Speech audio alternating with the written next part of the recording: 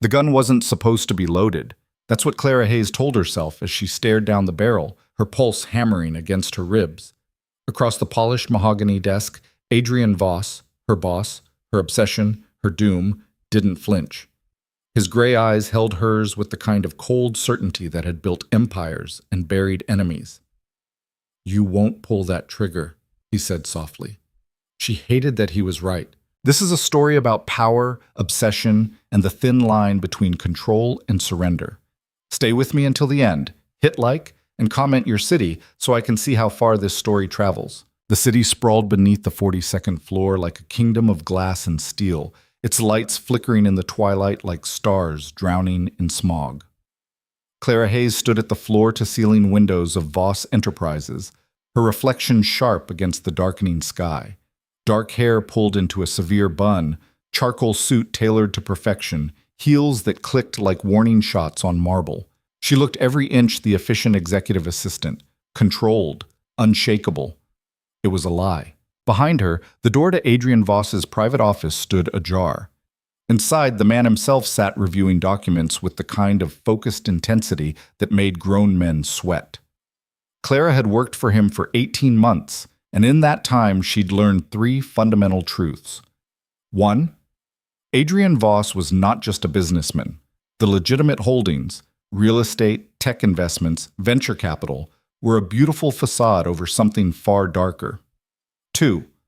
He was the most dangerous man she'd ever met. 3. She couldn't stay away from him. Clara. His voice cut through her thoughts like a blade through silk, smooth, commanding, impossible to ignore. She turned from the window, composing her features into professional neutrality. "Yes, Mr. Voss?" He didn't look up from the contract he was reading, fountain pen poised above the signature line. "The Dimitrov meeting, did you confirm?" "Thursday at 8, neutral ground as requested, the restaurant you specified." She moved toward his desk, iPad in hand. "Security is arranged. Victor wants to bring 4 men. You're bringing 6. Now he looked up. Adrian Voss was 42, though he wore it like armor rather than age. Dark hair touched with silver at the temples, sharp cheekbones, a jaw that could cut glass.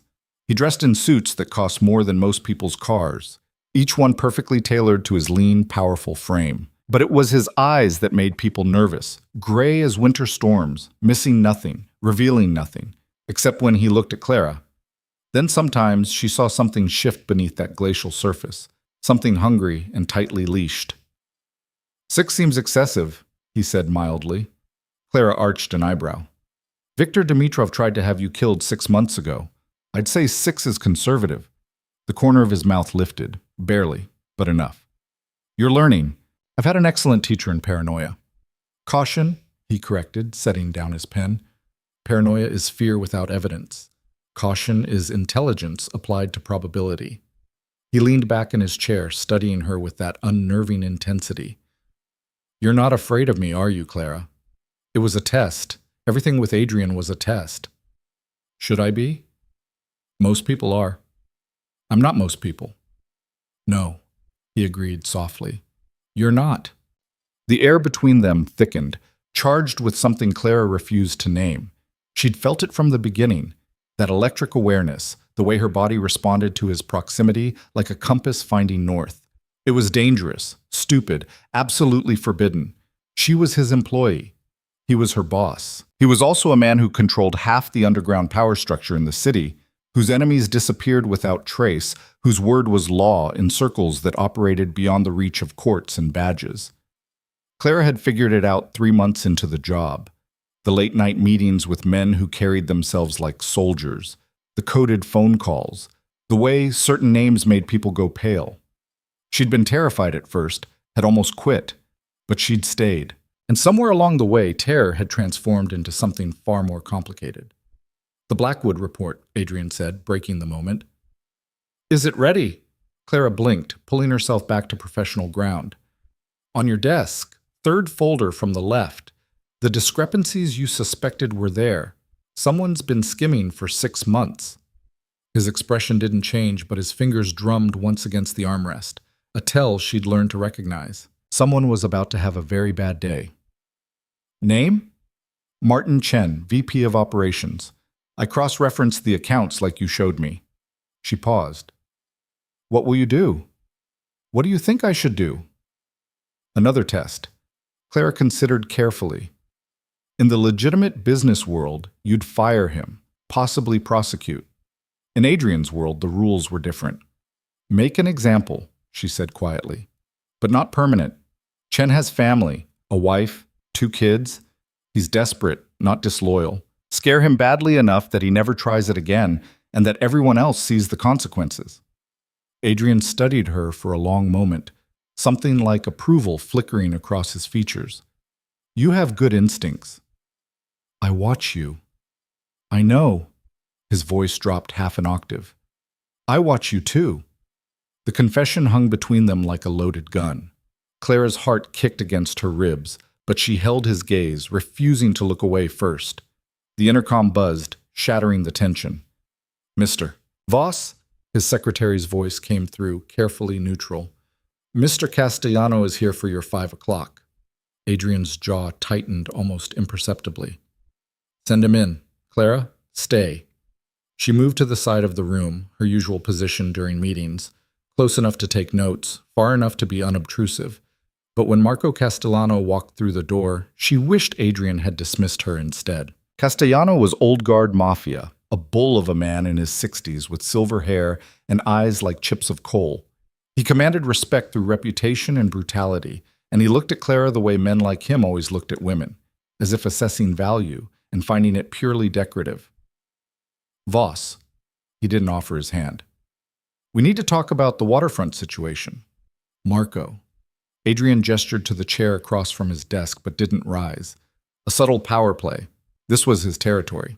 I was under the impression we'd reached an agreement. Agreements change. Castellano sat heavily, ignoring Clara entirely. My nephew thinks he can do better with the Koreans. He's young, ambitious. I need you to convince him otherwise. Convince him how? However you see fit. Just keep your hands clean. The boy's family. Clara's pen moved across her notepad in smooth shorthand, recording every word. This was part of her job now, documenting conversations that would never see a courtroom, tracking agreements that existed only in honor and threat. Adrian was quiet for a moment, his fingers steepled beneath his chin. The waterfront represents 30% of our combined revenue stream. If your nephew disrupts that, we both lose. But if I intervene, it looks like weakness on your part, like you can't control your own blood. Castellano's face darkened. Watch yourself, boy. I'm not a boy, Marco, and I'm not your soldier. Adrian's voice remained perfectly calm, but Clara felt the room's temperature drop. If you want the Koreans handled, handle them yourself. If you want your nephew educated, educate him.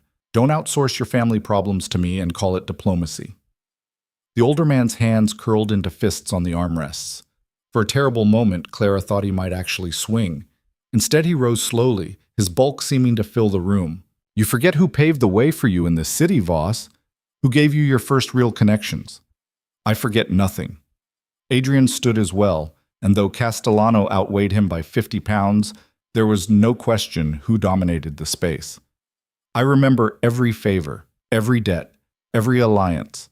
I also remember every betrayal, every threat, every attempt to put me in my place. He smiled, and it was the most dangerous expression Clara had ever seen. None of them worked out well for the people who tried. Castellano stared at him for a long moment, then turned and walked out without another word. The door closed with a soft click. Clara let out a breath she hadn't known she was holding. Well, she said into the silence, that went well. Adrian's laugh was sharp and humorless. He'll be back with a better offer by tomorrow. Marco always gets reasonable after he's had time to think. And if he doesn't, then he'll learn the same lesson everyone else eventually learns. He moved to the bar cart in the corner, pouring 2 fingers of scotch into a crystal tumbler. That loyalty in this business isn't bought with history. It's earned with results and maintained with respect. He poured a second glass without asking and brought it to her. Clara accepted it, their fingers brushing in the exchange. The contact lasted a fraction of a second too long. You handled that well, Adrian said. Didn't flinch? Didn't react? Most people can't stay that calm when men like Castellano are in the room. I had you between us. You think I'd protect you? I know you would. The certainty in her own voice surprised her, but it was true. For all his danger, all his ruthlessness, Clara knew with absolute conviction that Adrian Voss would burn the world down before he let anyone harm her. The knowledge should have terrified her. Instead, it made her feel powerful. Dangerous assumption, Adrian murmured, moving closer. They stood by the window now, the city spreading out beneath them in the gathering dark. You don't really know me, Clara. You know what I allow you to see. I know enough. Do you? He was so close now she could smell his cologne, something dark and expensive, cedar and smoke. Do you know how many people I've killed? Do you know what I've done to maintain this empire? The choices I've made, the lines I've crossed? Clara met his eyes steadily.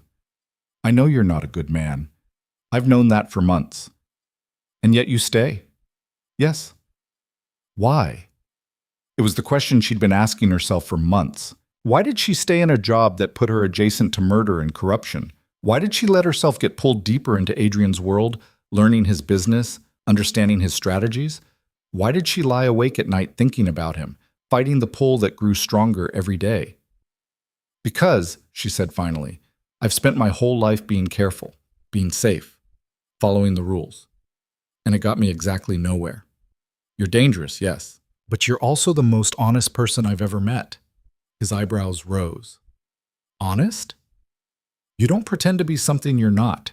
You don't hide behind social niceties or corporate doublespeak. You say exactly what you mean, and you do exactly what you say you'll do. She took a sip of scotch, feeling the burn slide down her throat. There's a purity in that, a kind of integrity, even if it's applied to terrible things. Adrian stared at her like she was a puzzle he couldn't quite solve. You're extraordinary, do you know that? I'm practical. No. He reached out, his fingers brushing a strand of hair that had escaped her bun. You're extraordinary, and you're wasted on me. That's not your decision to make, isn't it? I'm your employer, Clara. The power dynamic is exactly what I choose it to be. She stepped closer, closing the distance between them to mere inches. Her heart was hammering, but her voice was steady. I'm not some naive girl who wandered into your orbit by accident. I know what you are. I know what this is. And I'm still here. For a long moment, neither of them moved. The air crackled with tension so thick Clara could taste it. She could see the war in Adrian's eyes, desire battling control, want fighting discipline. Control won. He stepped back, putting professional distance between them. You should go home. It's late. The dismissal stung more than it should have. Clara nodded curtly, setting down her glass. Of course. I'll see you tomorrow. She was halfway to the door when he spoke again. Clara. She turned. Be careful out there. The city's not safe after dark. I've lived here for 5 years, Adrian. I can handle myself. Can you? Something flickered across his face, concern or perhaps possession. Humor me. Text when you get home. It was the first time he'd ever asked her to do that. The first time he'd shown explicit concern for her safety outside the office. Clara felt something warm and dangerous bloom in her chest. All right. She left before she could do something stupid like walk back to him. Oh. The elevator ride down 42 floors gave her time to breathe, to rebuild the walls that Adrian's proximity always seemed to erode. By the time she reached the parking garage, Clara had almost convinced herself she was fine. Then she saw him. James Worthington stood beside her car, hands in the pockets of an expensive overcoat, smile easy and charming. He was handsome in that generic way wealthy men often were. Good haircut, better watch, confidence that came from never being told no. They'd met at a charity gala 3 weeks ago. He'd asked her to dinner twice. She'd politely declined both times. Clara, what a coincidence. James. She kept her voice neutral, keys already in hand. This is a private garage. How did you get in? Oh, I was meeting someone in the building, saw your car and thought I'd wait. He gestured to her sleek black sedan. You never responded to my last text. I've been busy. Too busy for dinner? Come on, Clara. One meal. What's the harm? There was something in his persistence that set off alarm bells. She'd dealt with pushy men before, but James had an edge to him, a calculation beneath the charm. I appreciate the interest, but I'm not looking to date right now. All work and no play? He stepped closer, invading her space. You can't spend every evening working for Adrian Voss. The man's a machine, not a lover. The way he said Adrian's name made Clara's instincts scream. How do you know who I work for? James's smile widened. Everyone knows Adrian Voss, and everyone knows his beautiful assistant. You've been photographed together at a dozen events. People talk. Then people should find better hobbies. She moved a step around him, but he shifted, blocking her path. One dinner, Clara. Friday night. There's this new place in the Harbor District. No. Her voice hardened. I've said no 3 times now. Stop asking. His expression changed, the charm sliding away to reveal something colder underneath. You're making a mistake. The only mistake would be saying yes. Now move. For a moment, she thought he wouldn't. Then his phone buzzed, and he glanced at it, his jaw tightening. Whatever he read there changed his mind. Fine, but you'll regret this, Clara, sooner than you think. He walked away, leaving her standing by her car with her heart racing and her instincts screaming danger. Clara sat in the driver's seat for a full minute before her hand stopped shaking enough to start the engine. She should tell someone, should report the encounter, should tell Adrian. But what would she say? That a man had asked her to dinner and she'd felt threatened? Adrian would probably have James disappeared by morning, and as much as the man had unnerved her, that seemed extreme. No, she could handle this herself. She drove home through darkening streets, her mind replaying the encounter. There was something wrong about James Worthington, something that went beyond ordinary persistence. The way he'd mentioned Adrian, the timing of his appearance, that final threat. Her phone rang through the car's speakers, making her jump. Adrian's name lit up the screen. She almost didn't answer. Then, remembering his request that she text, she accepted the call. I'm fine, she said before he could ask. Almost home. Good. There was a pause. I'm sending a car for you tomorrow. Marcus will pick you up at 7:30. Marcus was Adrian's head of security.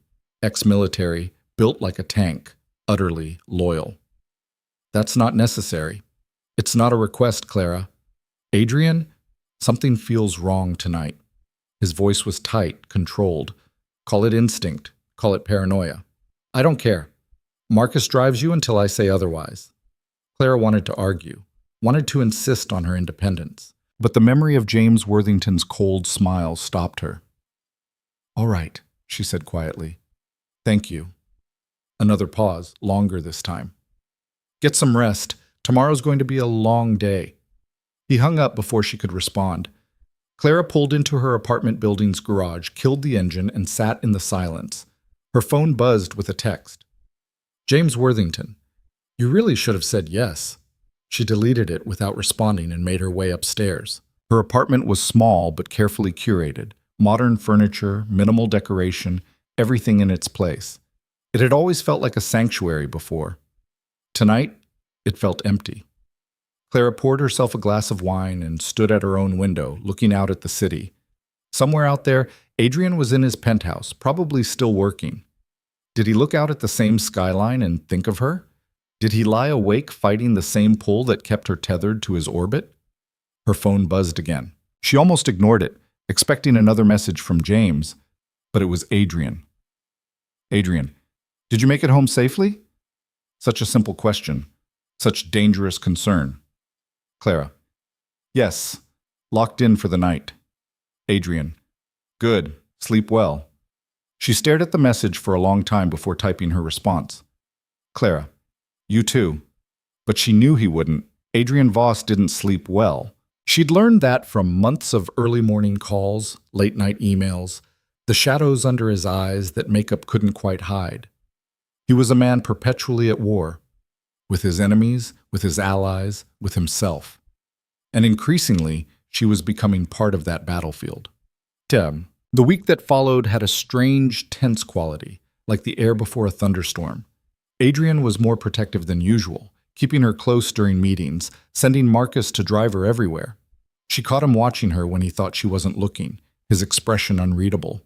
The Dimitrov meeting went smoothly, if you could call 2 crime lords negotiating territory distribution over expensive wine smooth. Clara took notes, said nothing, and ignored Viktor Dimitrov's wandering eyes. Adrian noticed anyway. She could tell by the way his hand tightened on his glass, the barely perceptible edge in his voice when he spoke. Afterward, in the car, he'd been quiet. "You handled that well," he finally said. "I sat and wrote things down. Not exactly challenging." "You didn't react when Dimitrov made that comment about your dress." So he had noticed. "Because it wasn't worth reacting to. I wanted to put a bullet in his eye." Clara turned to look at him in the dimness of the back seat. Marcus drove in focused silence up front, eyes on the road, giving them the illusion of privacy. "But you didn't," she said softly. "No, because you're right. It wasn't worth it, and because I'm trying very hard not to be the monster you should be afraid of." "I told you, I'm not afraid of you." "Then you're a fool." But he said it gently, almost sadly. "Everything I touch turns dark, Clara. Everyone who gets close to me ends up damaged or dead. You should run from me as fast as you can." "Is that what you want? For me to run?" He was quiet for a long moment. "No, that's the problem. What I want and what's best for you are two very different things." The car pulled up to her building. Marcus got out to open her door, his eyes scanning the street with professional paranoia. Clara gathered her bag but didn't move. "Adrian?" He looked at her, and in the shadows of the car, his eyes were almost black. "I'm not some fragile thing that needs protecting from reality. I know what you are. I'm choosing to stay anyway. Stop trying to make that choice for me." She got out before he could respond. That night she lay awake thinking about his words. "Everything I touch turns dark." Was she turning dark too? 6 months ago, she would have been horrified by the things she now documented without flinching. 6 months ago, she would have run from a man like Adrian Voss. Now she was running toward him. Friday arrived with unseasonable warmth, the city sweating under an unexpected heat wave. Clara dressed in a light gray dress, professional but slightly less severe than her usual armor. She told herself it had nothing to do with the way Adrian's eyes tracked her movements lately. She was reviewing contracts in her office when her phone buzzed. She glanced at it, expecting Adrian. It was James Worthington. "James, still thinking about you. Last chance for dinner. Tonight, 8 p.m., Harbor District. I promise it will be illuminating." Clara's finger hovered over the delete button. Then she paused. Illuminating. What an odd word choice. She thought about his appearance in the garage, his knowledge of her schedule, his persistence, the way he'd name-dropped Adrian, that final threat. This wasn't romance. This was something else. She should ignore it, should tell Adrian. Clara. Fine. One dinner. Text me the address. She sent it before she could overthink it. If James Worthington was digging into her life, into Adrian's business, she wanted to know why. And she wasn't going to hide behind Adrian's protection to find out. Her phone rang immediately. "Adrian." "Yes?" "Conference room. 5 minutes. We have a problem." He hung up without elaborating. Clara found him standing at the head of the table, Marcus beside him, both men radiating tension. On the screen behind them was a photograph, a shipping container, its doors open to reveal crates of weapons. "This arrived at our Port Authority contact an hour ago," Adrian said without preamble. "It's registered to one of our shell companies. We didn't ship it." Clara's mind raced. "Someone's framing you." "Obviously. The question is who and why." He pulled up another image. Manifest, shipping documents, all bearing forged signatures. "These are good, very good. Professional-level forgery." "The Castellanos?" Marcus suggested. "Marco's old school. This is too sophisticated for his people." Adrian's jaw tightened. "This is someone who understands our operations from the inside. Someone who knows our procedures, our companies, our vulnerabilities." Clara thought of James Worthington's cold smile, his pointed questions, his reference to the Harbor District. Harbor District, where he wanted to meet for dinner. "Adrian," she said slowly, "I think I might know something." Both men turned to her. She explained about James, the persistent contact, the knowledge he shouldn't have, the strange invitation. He mentioned the Harbor District specifically, said dinner would be illuminating. Adrian's expression went very still. "When?" "Tonight, 8 o'clock. He just texted me." "You're not going?" "Actually," Clara said carefully, "I think I should. If he's involved in this, meeting him might give us information." "Absolutely not." Adrian's voice went hard as steel. This is exactly the kind of trap someone sets when they want leverage. They take you.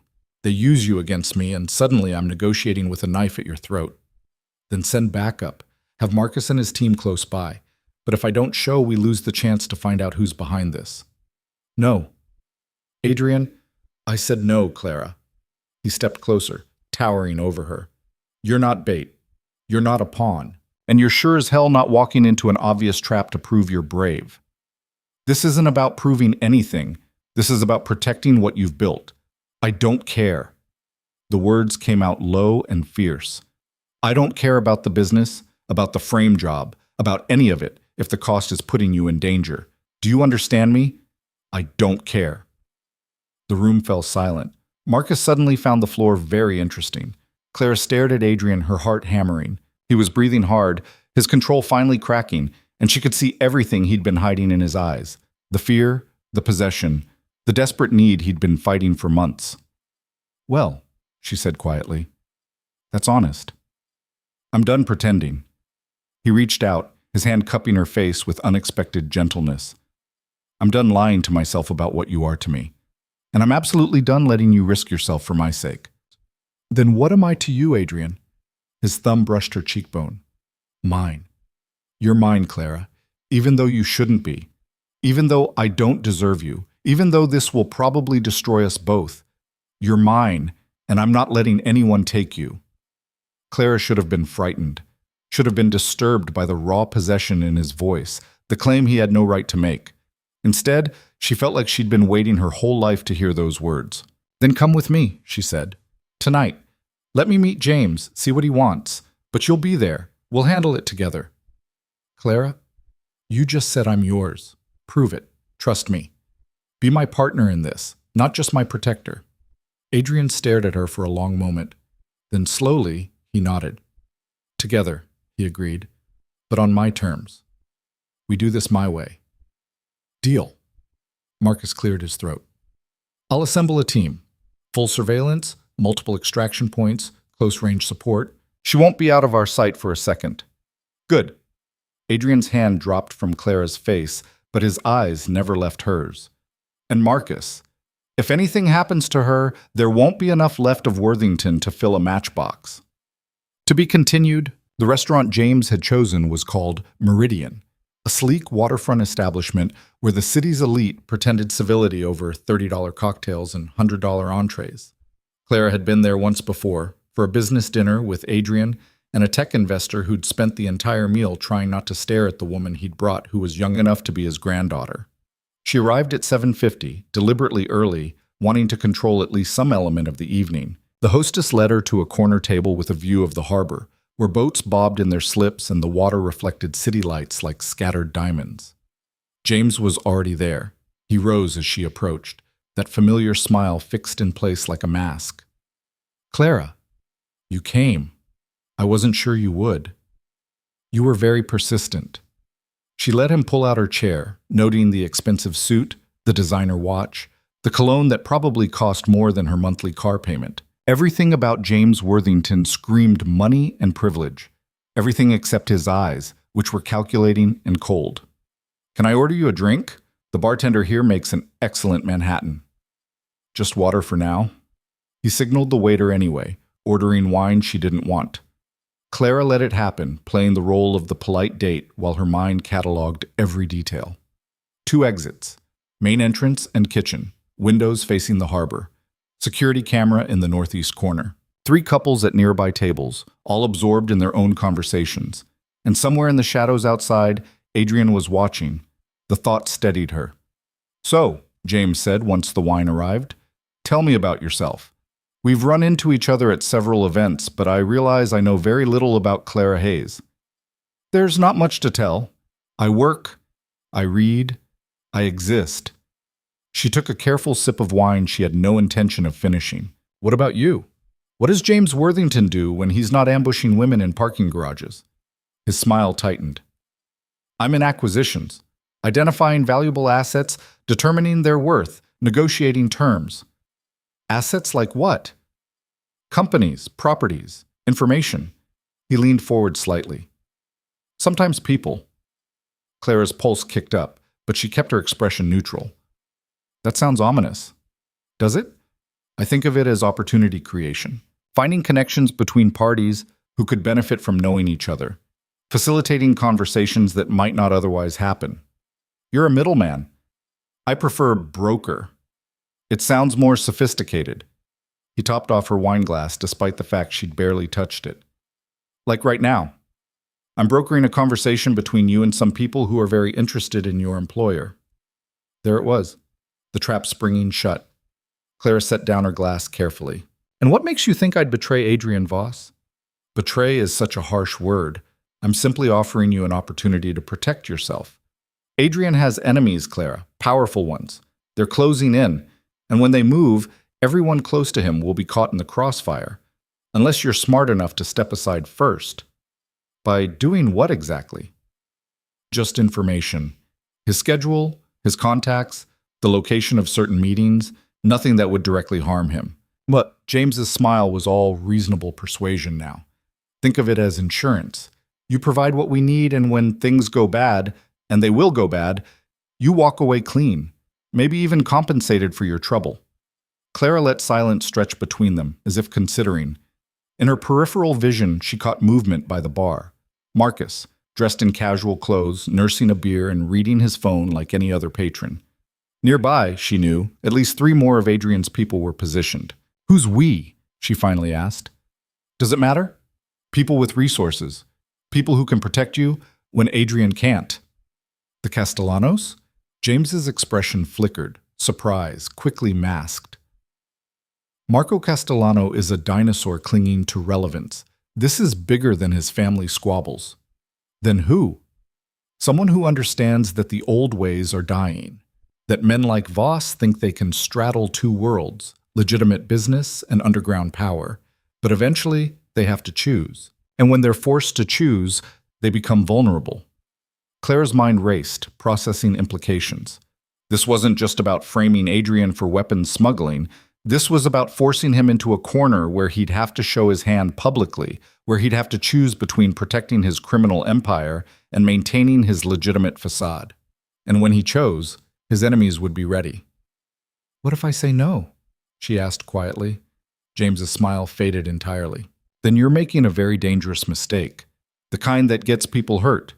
You seem like a smart woman, Clara, smart enough to recognize when you're in over your head, smart enough to take the lifeline being offered. Or what? You'll hurt me? Kill me? Of course not. That would be crude. No, we'll simply let nature take its course. Let you stay close to Adrian while everything collapses around him. And when the inevitable happens, when he's arrested or dead or running, you'll be buried in the rubble, unless you make the smart choice now. Clara stood abruptly, her chair scraping against polished floor. I need to use the restroom. James rose as well, ever the gentleman. Of course. But Clara? Don't take too long, and don't try to leave. I'd hate for this evening to end unpleasantly. She walked toward the back of the restaurant on legs that felt steadier than they should. The ladies' room was empty, all gleaming marble and expensive fixtures. Clara locked herself in a stall and pulled out her phone with shaking hands. Clara, he's working for someone bigger than Castellano, trying to recruit me as an informant. This is about forcing Adrian into the open. Adrian, are you okay? Clara, yes, but he implied I can't leave. What do I do? The response came immediately. Adrian, Marcus is at the bar, 2 more men by the entrance. If you want out right now, say the word. Clara stared at the screen. The smart thing would be to walk out, let Adrian's people extract her, go home and pretend this never happened. But James had information they needed. He'd revealed connections, strategies, weaknesses in the conspiracy against Adrian, and he was arrogant enough to think she was frightened enough to cooperate. Clara, no, I'm going back out. Let's see what else he tells me. Adrian, Clara, trust me, like I'm trusting you. She flushed the toilet for appearance's sake, washed her hands, and studied herself in the mirror. Her reflection looked calm, composed, every inch the professional assistant. She looked like someone who could be intimidated into betrayal. Perfect. When she returned to the table, James was on his phone. He ended the call quickly as she sat. Everything all right? Fine. I just needed a moment to think.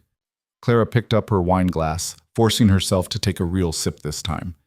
These people you work for, what happens if I agree? How does this work? Relief flooded James's features. It's simple. You'll be given a secure phone. When we need information, we text. You respond when you can. Nothing traceable, nothing that connects back to you. Just quiet cooperation. And the compensation? 50,000 now. Another 50 when we have what we need. Plus guaranteed immunity from whatever legal fallout comes Adrian's way. $100,000. Immunity. Freedom from consequences. For anyone else, it might have been tempting. What exactly do you need? Clara asked.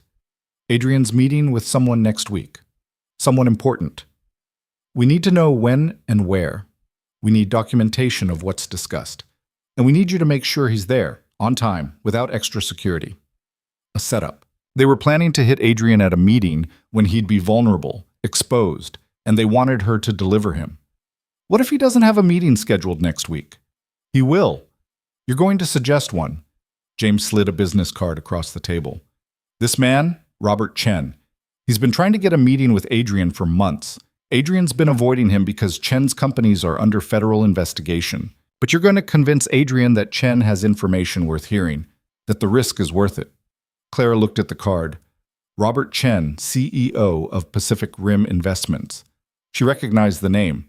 One of dozens of business contacts Adrian had deliberately kept at arm's length because of their legal troubles. And if Adrian still says no? You're his assistant. You manage his calendar. Make it happen. James leaned back, confident now.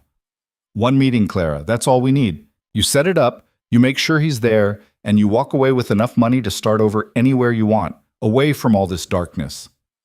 She pretended to consider, letting the silence build. Finally, she nodded slowly. I'll need that phone tonight, and the first payment transferred before I do anything. Already arranged. James pulled a small black phone from his jacket pocket and slid it across the table. The payment will hit your account by midnight. Welcome to the winning side, Clara. She took the phone, feeling its weight in her palm like a lead brick. How do I know you'll keep your word? That you won't just disappear once you have what you need? Because we're professionals, and because if we burn you, you could go straight to Adrian with everything. Mutually assured destruction keeps everyone honest. Clara slipped the phone into her purse. I should go. Being seen with you too long might raise questions. Of course. But Clara? James reached across the table, his hand covering hers. His grip was slightly too tight, his smile slightly too wide. You made the right choice. The only choice. Adrian Voss is a dead man walking. At least now you won't die with him. She pulled her hand away and stood. I'll be in touch when I have information. I know you will. Clara walked out of Meridian on legs that trembled despite her best efforts to control them. The night air hit her face like a slap, cool and sharp after the restaurant's warmth. She made it 3 blocks before her knees buckled. Strong hands caught her. I've got you. Adrian pulled her into a doorway, away from streetlights and passing pedestrians. His arms came around her like steel bands, holding her against his chest while she shook. You did so well, he murmured into her hair. So damned brave. But it's over now. You're safe. He wanted me to set you up, to arrange a meeting so they could... The words tumbled out in a rush. Next week, with Robert Chen, he gave me a phone and promised money. And Adrian, they're planning something big, something that requires you to be in a specific place at a specific time. I know. Marcus recorded everything. His hand stroked down her back, steadying. We heard it all. You got us exactly what we needed. Clara pulled back enough to look up at him. In the shadows, his face was all hard angles and dangerous intent. What now? Now we use what you learned to set a trap of our own. They want to arrange a meeting? Fine. We'll give them one. But on our terms, our ground, with our people ready. His hand came up to cup her face. But first, I'm getting you somewhere safe. I'm not running, regrouping. He pulled out his phone, typed something quickly. Marcus is bringing the car around. We're going to my penthouse. You're staying there tonight where I can protect you properly. Adrian, that's not necessary. Yes, it is. Because James Worthington was right about one thing. I'm a dead man walking. And everyone close to me is in danger. But I'll be damned if I let them use you against me. A black SUV pulled up to the curb. Marcus was driving, his eyes scanning the street with professional paranoia. Adrian guided Clara into the back seat and slid in beside her. They drove in silence through the city, leaving the waterfront behind for the towers of downtown. Adrian's building was one of the tallest, all glass and steel reaching toward the sky like an accusation. The elevator required a key card for the penthouse level. Clara had been here once before, months ago, to drop off documents Adrian had forgotten at the office. She'd spent the entire visit trying not to imagine what it would be like to stay. Now, as the elevator doors opened directly into his private space, she was about to find out. The penthouse was exactly what she'd expected. Minimalist, masculine, expensive. Floor-to-ceiling windows offered a 360-degree view of the city. Dark furniture, carefully chosen art, a kitchen that looked like it had never been used. Everything perfect and controlled and utterly impersonal, except for one wall. Clara moved toward it slowly, drawn by the unexpected intimacy of what she saw. Photographs carefully framed and arranged. Not the professional shots she'd expected, but personal ones. Adrian with people she recognized. Marcus, looking younger and laughing at something off camera. An older couple who had to be his parents. A teenage Adrian with a girl who shared his eyes, both of them making faces at the photographer. "My sister," Adrian said quietly behind her. "Emily. She died when I was 22, drunk driver." Clara turned. "I'm so sorry." It was a long time ago. But pain flickered across his face, old and never quite healed. She was the good one, the one who was going to do something meaningful with her life. Doctor, humanitarian, world changer. I was the screw-up, the one our parents worried about. And then she was gone, and I was the only one left to carry the family name. Is that why you built all this? To honor her? To prove I wasn't worthless, to show our parents their faith in me wasn't misplaced. He moved to the bar, poured 2 glasses of scotch. Instead, I became exactly what they feared, a criminal with a respectable veneer. Clara accepted the glass he offered. "You're more than that." "Am I?" He gestured to the view, the city spread out beneath them like a kingdom. "I control territory through violence and fear. I've killed people, Clara. Ordered deaths, destroyed lives. The business empire, the philanthropy, the charity galas. It's all just window dressing over something rotten. Then why do you do it? Why not just be legitimate? You have the money, the connections. You could walk away from the criminal side tomorrow if you wanted." Adrian laughed, the sound bitter. "Could I? Once you're in this world, there's no walking away. The Castellanos, the Dimitrovs, the families and organizations I've dealt with, they don't give exit interviews. You're in until you're dead, or until someone kills you for trying to leave. But you wanted to. Once." It wasn't a question. Clara could see it in his eyes, in the way he looked at that photograph of his sister. "When Emily died, I promised myself I'd get out. Build something legitimate, something she'd be proud of. I was planning my exit strategy when Marcus found me." He took a long drink. Someone had put a hit on me. Professional job already in motion. If Marcus hadn't warned me, I'd be dead. And I realized something. It didn't matter what I wanted. I was already too deep. The only choice was whether to be a victim or a survivor. "So you chose to survive." "I chose to win, to be so dangerous, so powerful that no one would dare come for me again. And it worked. For 20 years it worked. I built an empire, made myself untouchable. Until now." "Until now," he agreed. "Because someone's found a weakness I didn't know I had."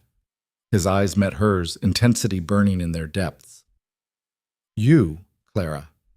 You're the crack in my armor, the vulnerability I can't afford and can't give up." Clara set down her glass with a hand that wasn't quite steady.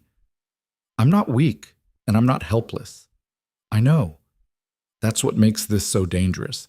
If you were weak, I could protect you by keeping you away. If you were helpless, I could lock you somewhere safe and know you'd stay put. But you're neither. You're brilliant and brave, and you insist on putting yourself in danger for my sake, and it's going to destroy me. Or save you. How do you figure that? Because for the first time in 20 years, you care about something more than survival and power. That's not weakness, Adrian. That's what makes you human."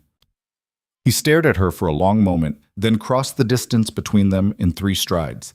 His hands framed her face, thumbs brushing her cheekbones with unexpected tenderness. "You should run from me," he said again, but this time it sounded like a prayer. "You should be terrified of what I am, what I'm capable of doing." "I know what you're capable of. I've watched you work for 18 months. I've seen you negotiate and manipulate and threaten. I've documented decisions that would send you to prison for life. And I'm still here." "Why?" "Because you're also the man who keeps a photo of his sister on his wall 20 years after her death. The man who sends money to Marcus's mother every month, even though Marcus doesn't know about it. The man who pays for his secretary's daughter's college tuition and pretends it's a company scholarship." She reached up, her hands covering his. "You think you're a monster, but monsters don't do those things." "I've killed people, Clara." "I know. I've ordered torture, executions, betrayals. I know. I'm going to hell if there is one, and I'm probably taking you with me.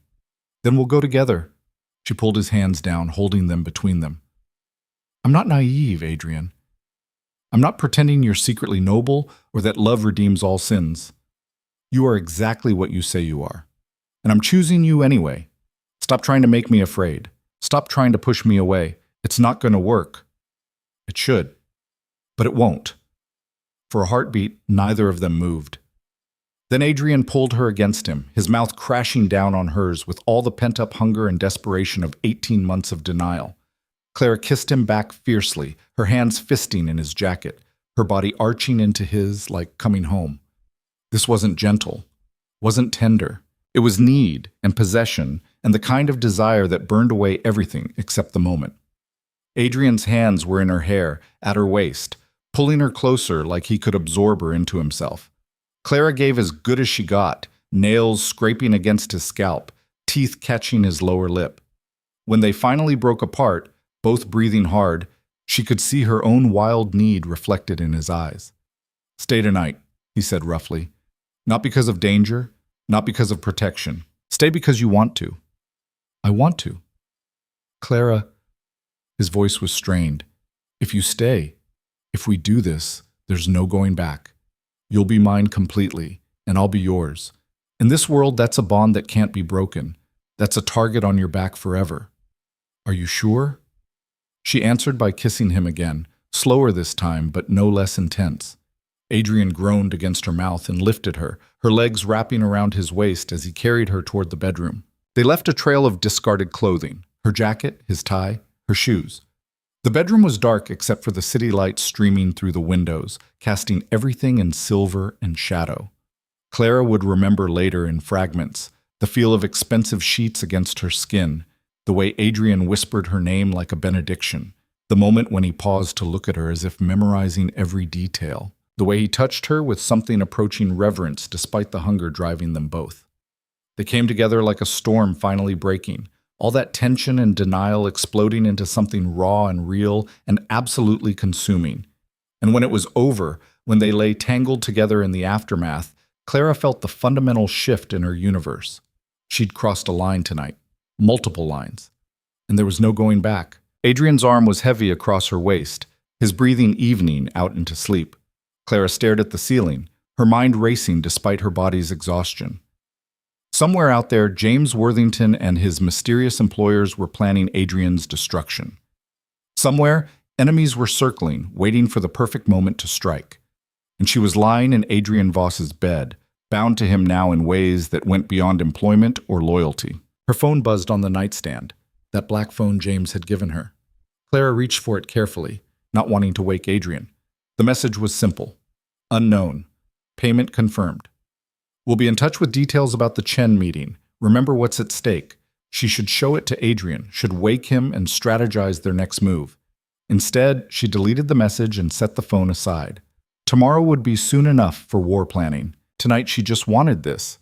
The warmth of his body against hers, the quiet sound of his breathing, the illusion of safety in the darkness.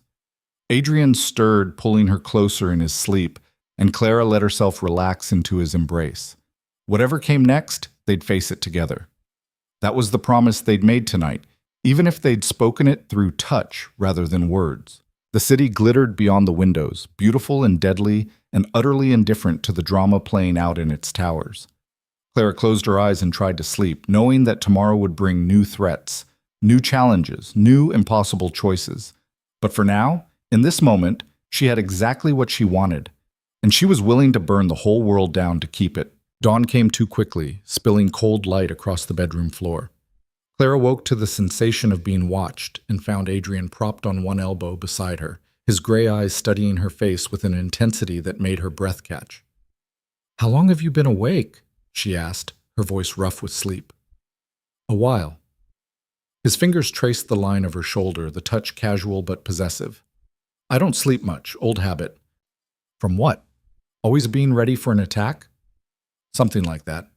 He leaned down, brushing his lips across her forehead with unexpected tenderness. "Coffee?" "Please." She watched him rise, utterly unself-conscious in his nakedness, and disappear into the adjoining bathroom. A moment later, she heard the shower running. Clara lay there for a moment, processing the enormity of what had happened, then reached for her phone. 7 missed calls from her roommate, 3 texts asking if she was okay, and 1 new message on the black phone that made her stomach clench. Unknown, Thursday, 3 p.m., Warehouse District, Old Fisher Building. You'll arrange for Adrian to meet Chen there, alone. Confirm receipt. Thursday was 3 days away. Clara stared at the message, her mind racing. They were moving fast, pushing the timeline. That meant they were either very confident or very desperate. She needed to tell Adrian immediately, show him the message, let him start planning their countermove. But something held her back. If she showed him now, in this moment of intimacy, it would shatter the fragile peace between them. It would transform last night from connection into strategy, would make her wonder if he was holding her because he wanted to or because he needed to keep her close. She hated that the doubt was even there, creeping in like poison, but James Worthington's words echoed in her head. "You're an asset to him, a useful piece on the board." Clara deleted the message without responding and set the phone aside as Adrian emerged from the bathroom, a towel slung low around his hips.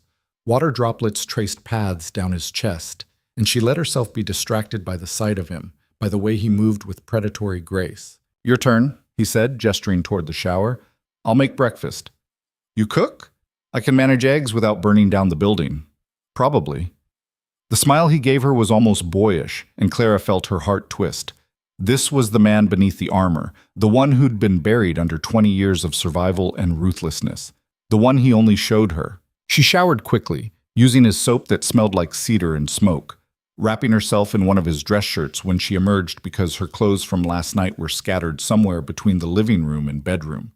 The shirt fell to mid-thigh, and she caught sight of herself in the mirror, hair damp and wild, lips still slightly swollen from kissing, wearing her lover's clothes. She looked claimed. The thought should have bothered her. Instead, it sent heat curling through her belly. In the kitchen, Adrian had indeed managed eggs, along with toast and coffee that was strong enough to strip paint. He'd pulled on pants but remained shirtless, and Clara found it difficult to concentrate on breakfast when presented with that view. "We need to talk about next steps," he said, sliding a plate toward her. "James and his people are going to expect you to arrange that meeting. We need to decide how to play it." Clara took a sip of coffee to buy herself time. "What do you want to do?" "Give them what they want. Set up the meeting, make it look legitimate, but we control the location, the timing, the variables, turn their trap into ours." "That's dangerous. Everything about this situation is dangerous, but if we're smart, we can use it to draw out whoever's really behind this. James is just a middleman. I want the actual threat." Clara pushed eggs around her plate. "And what's my role in all this?" Adrian's eyes sharpened. "What do you mean?" "I mean, am I still your assistant, your employee? Or am I something else now?" She gestured between them. "Because last night changed things, and I need to know where I stand." He was quiet for a long moment, his expression unreadable. Then he set down his fork and reached across the table, taking her hand. "You're right. Last night changed everything. And I'm not going to insult you by pretending otherwise, or hiding behind professional boundaries that stopped meaning anything months ago." His thumb stroked across her knuckles. "You're mine, Clara. My partner, my equal, my—" He paused, searching for the right word. "My other half. In all of this. The business, the danger, the decisions. I'm not your boss anymore. I'm yours. Does that answer your question?" "It should have." But Clara thought about that black phone hidden in her purse, about the message she'd deleted, about the decision she'd made to keep it from him even temporarily. Partners didn't keep secrets. Adrian, his phone buzzed, vibrating across the granite countertop. He glanced at it and swore softly.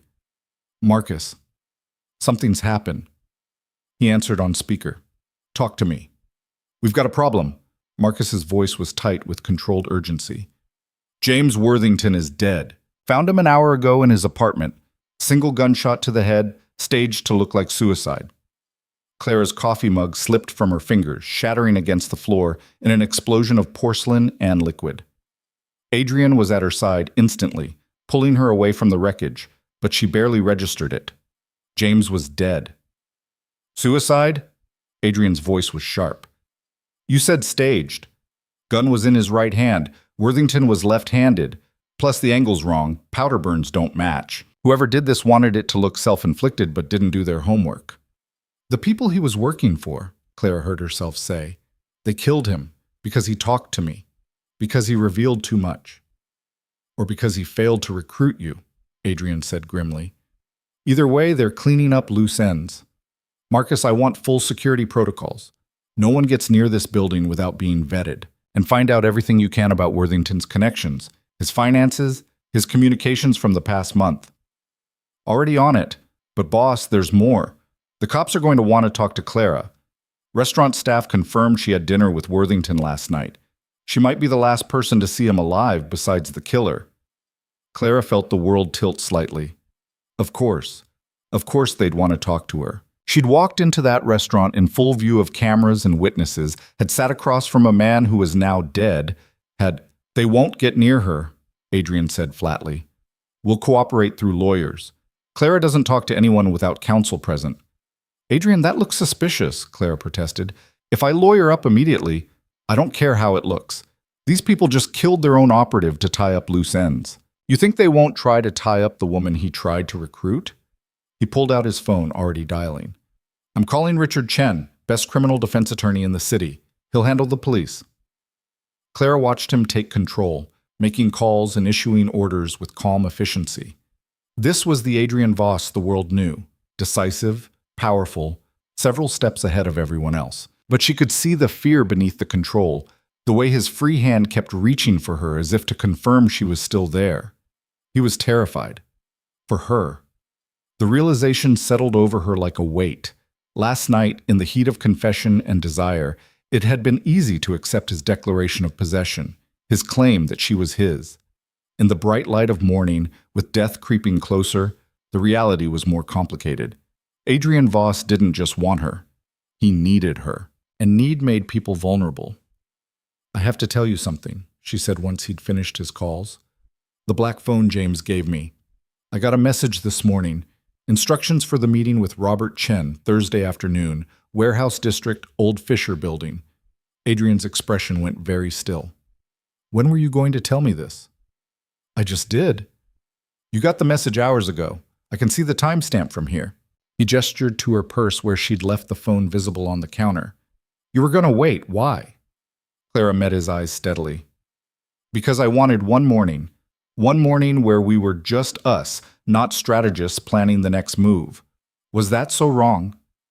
In this situation, yes. His voice hardened. Clara, we don't have the luxury of pretending this is a normal relationship. People are trying to kill me. Now they've murdered someone who made contact with you. Every second counts. Every piece of information matters. You can't hold things back, not even for a few hours. I know that. Do you? Because from where I'm standing, it looks like you're still treating this like a game. Like you can dip your toes into my world when it's exciting and pull back when it gets real. Anger flared hot in Clara's chest. That's not fair. I walked into a trap last night for you. I played along with James's recruitment to get you intelligence. I've crossed every line there is, so don't you dare accuse me of not being all in. Then act like it. You want to be my partner? Fine. But partners don't keep secrets, not even small ones, not even for noble reasons. He turned away, hands braced against the counter. The moment you got that message, you should have woken me up. Instead, you decided you knew better. I decided I wanted one morning without war and death and strategy. I'm sorry if that makes me weak. It doesn't make you weak. It makes you a liability. The word hit like a slap. Clara took a step back, wrapping her arms around herself. I see. No, you don't. Adrian turned, and the frustration in his eyes was mixed with something that looked like pain. You're not a liability because you're weak or incapable. You're a liability because I care about you so much that if something happens to you, I'll burn this entire city to the ground. And my enemies know that. They're counting on it. So, yes, when you hold back information, even for a few hours, even for good reasons, it terrifies me. Because in those hours, you could be hurt or taken or killed, and I wouldn't see it coming. Clara's anger drained away, replaced by understanding. You're afraid. Of course I'm afraid. I've built my entire life on control and calculation, and you're the one variable I can't control. The one thing I'd sacrifice everything for. He crossed to her, pulling her into his arms despite her token resistance. I'm sorry. I shouldn't have called you a liability. You're the opposite. You're the reason I want to survive this, but that means I need you to trust me completely, even when it's hard. She let herself relax into his embrace, breathing in his scent. I do trust you. I just wanted to protect what we have. Keep it separate from all the darkness, just for a little while. I know, but we don't get that luxury. Not yet. Maybe not ever. He tipped her chin up, forcing her to meet his eyes. Promise me. No more holding back. No more deciding what I need to know. Everything. Immediately. Can you do that? Clara thought about the weight of that promise, the way it would strip away her last defenses. But she'd meant what she said last night about choosing him, choosing this. And choice meant commitment, even when it was uncomfortable. I promise. No more secrets. Good. He kissed her forehead. Now let's figure out how to turn Thursday's trap into our advantage. They spent the next hour planning, Adrian pulling up blueprints of the Fisher building on his tablet while Clara took notes. The structure was old, a relic from the city's industrial past, with multiple entry points and plenty of places for ambush. Whoever had chosen it knew what they were doing. We'll need at least a dozen men, Adrian said, marking positions on the blueprint. Snipers here and here, close protection inside, extraction team ready outside. And we sweep the building hours before, check for explosives or other surprises. What about the actual meeting with Chen? Are you really going to bring him in on this? No. Chen's just a name they chose because they know he's toxic. We'll use a double, someone who can pass for him at a distance. He glanced at her. You'll be there too. You have to be, or they'll know something's wrong. But you stay in the car with Marcus until I give the all clear. Absolutely not. Adrian's jaw tightened. Clara, if I'm not there, they'll know it's a setup. James told them I'm cooperating. They'll expect me to deliver you personally, make sure you're vulnerable. If I'm sitting in a car a block away, that defeats the entire purpose. The purpose is to draw them out, not to use you as bait. I'm already bait. I have been since James first approached me. The only question is whether we acknowledge that and use it to our advantage, or pretend I'm safe when I'm clearly not. She watched him struggle with it, watched control war with protectiveness. Finally, he nodded reluctantly. You stay by my side the entire time. No wandering off, no heroics. And you wear a vest. Deal. His phone rang again.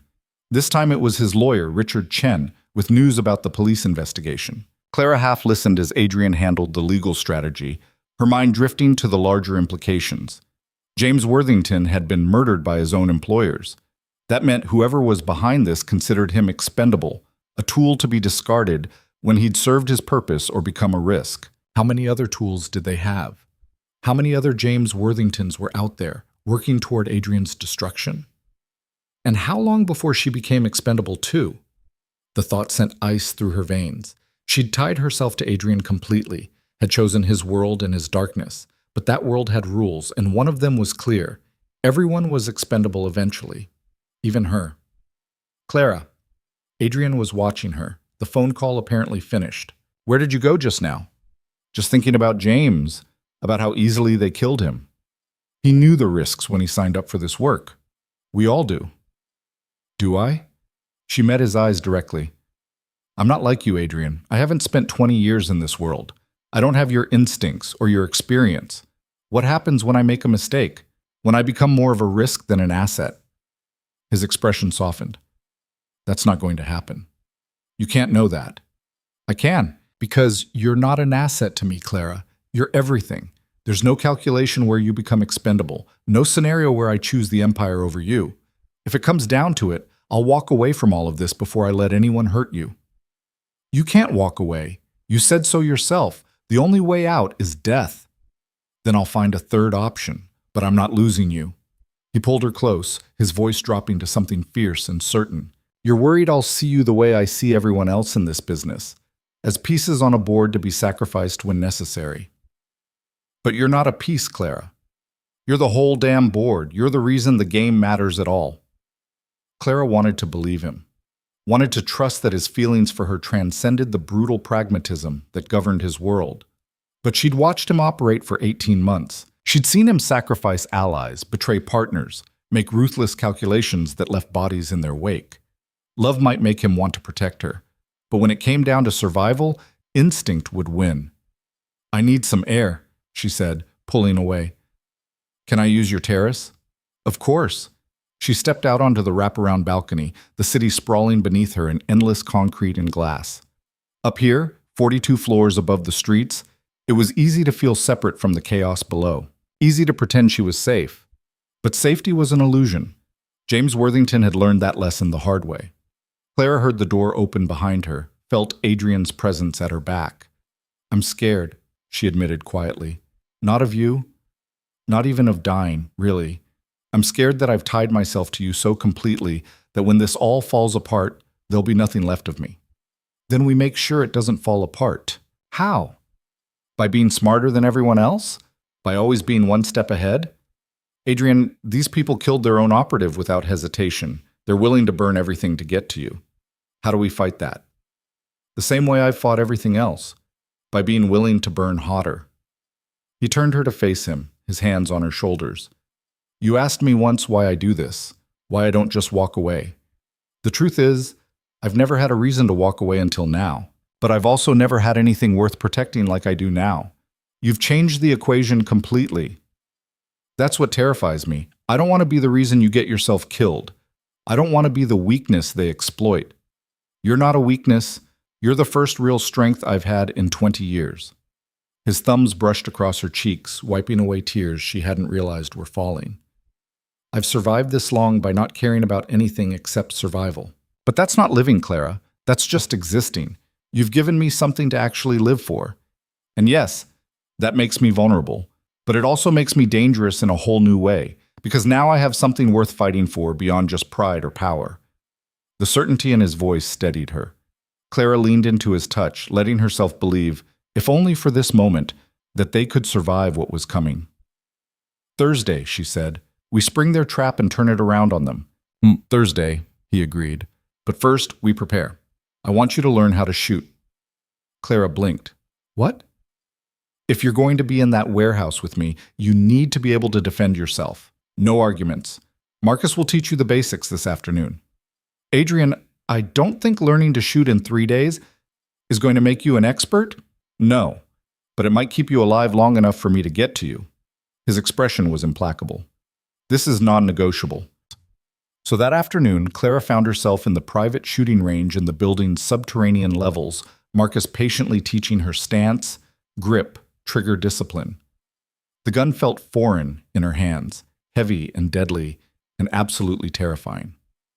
Don't think of it as a weapon, Marcus said, adjusting her stance. Think of it as a tool, like a hammer or a wrench. It has a job to do. Your job is to use it correctly. She fired and the recoil jarred through her arms.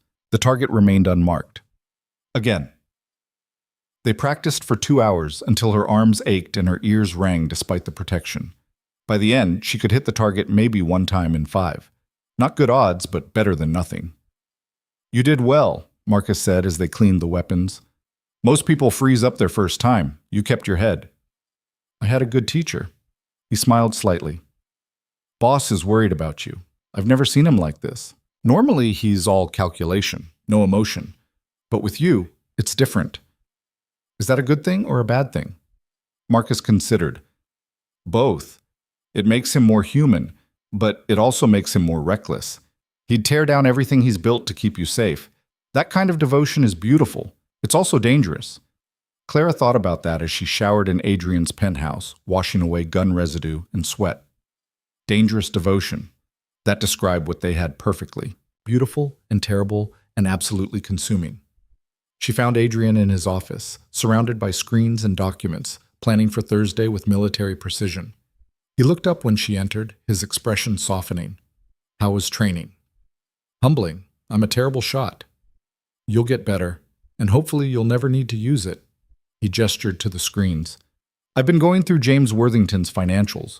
Marcus pulled his records. Interesting pattern emerged. Clara moved closer, studying the spreadsheets. What am I looking at? Payments. Regular deposits from a shell company called Meridian Holdings. Same name as the restaurant where you met him. Not a coincidence. Can you trace the company? Already did. It's buried under 6 layers of corporate entities, but I followed the trail. Guess whose name appears on the original filing documents from 5 years ago? Clara scanned the document he pulled up, and her blood ran cold. Marco Castellano. Not just Marco. Look at the other names. She did. Victor Dimitrov, Chen Wei-lin, Thomas Ferraro. Half a dozen names she recognized from Adrian's world, all powerful players in the criminal underworld. This isn't just one family trying to take you down, she said slowly. This is a coalition. They're working together. Exactly.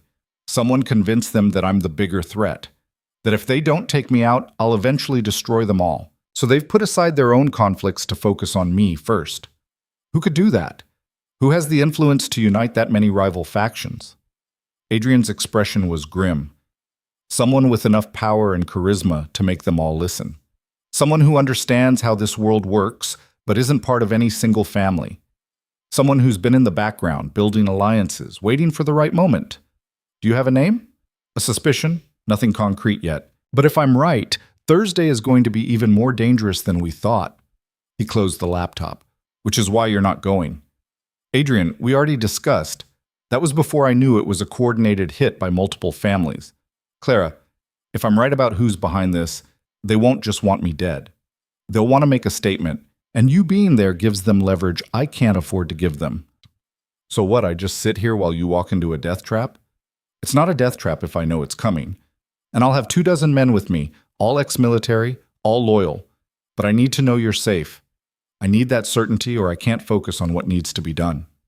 Clara wanted to argue, wanted to insist on being by his side, proving she was his equal partner, but she could see the fear beneath his control, the way his hand shook slightly when he talked about Thursday. He'd given her what she asked for, complete honesty, partnership, trust. Now he was asking for something in return. The sacrifice of her pride for his peace of mind. Okay, she said quietly. I'll stay here. But you give me updates every 30 minutes. And if something goes wrong, Marcus has orders to get you out of the city. New identity, new life, enough money to disappear completely. I'm not running. You will if I tell you to. That's the deal, Clara. You stay safe, I stay focused. We both get what we need. She knew manipulation when she heard it, knew he was using her concern for him to keep her sidelined, but she also knew he was right. Her being there would divide his attention, make him vulnerable in ways he couldn't afford. All right, but after this is done, no more sidelining. We face everything together. After this is done, we're leaving the city for a while. Maybe the country. Somewhere they can't reach us while we regroup. He pulled her close. I'm tired, Clara. Tired of fighting, tired of always looking over my shoulder. After Thursday, I want to find that third option, the one where we both survive and actually get to live. She held him tightly, feeling the exhaustion in his body, the weight of 20 years of survival finally catching up. We'll find it.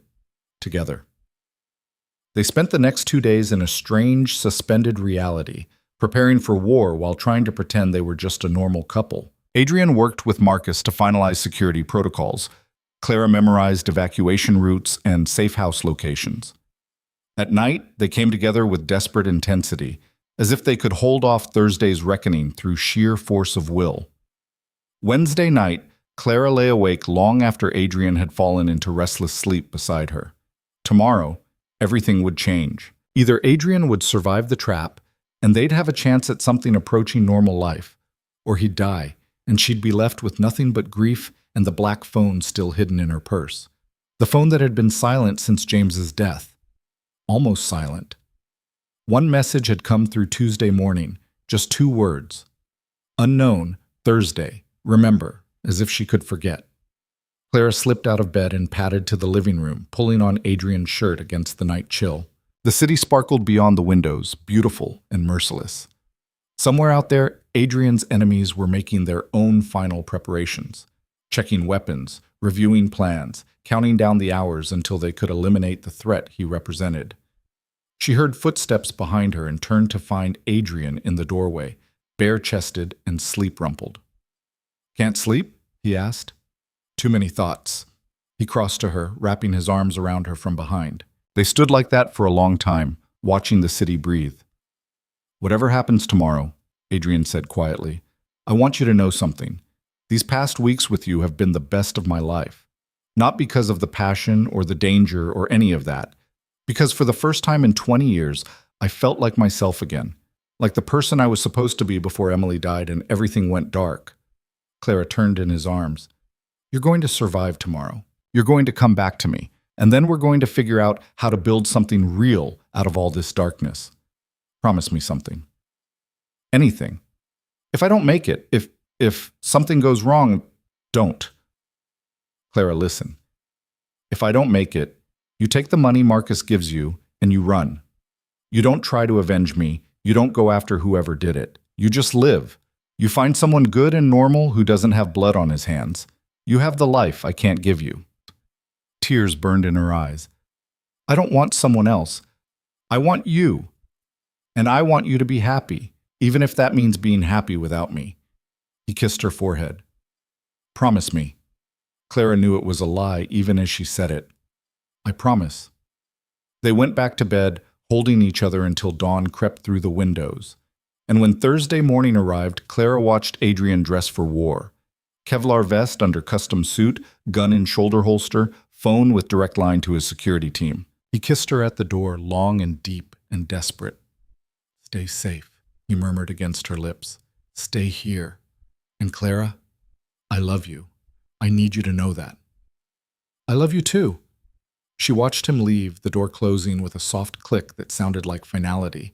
Then Clara picked up the black phone and typed a message to the unknown number. "Clara, he's on his way. I did what you asked." The response came immediately.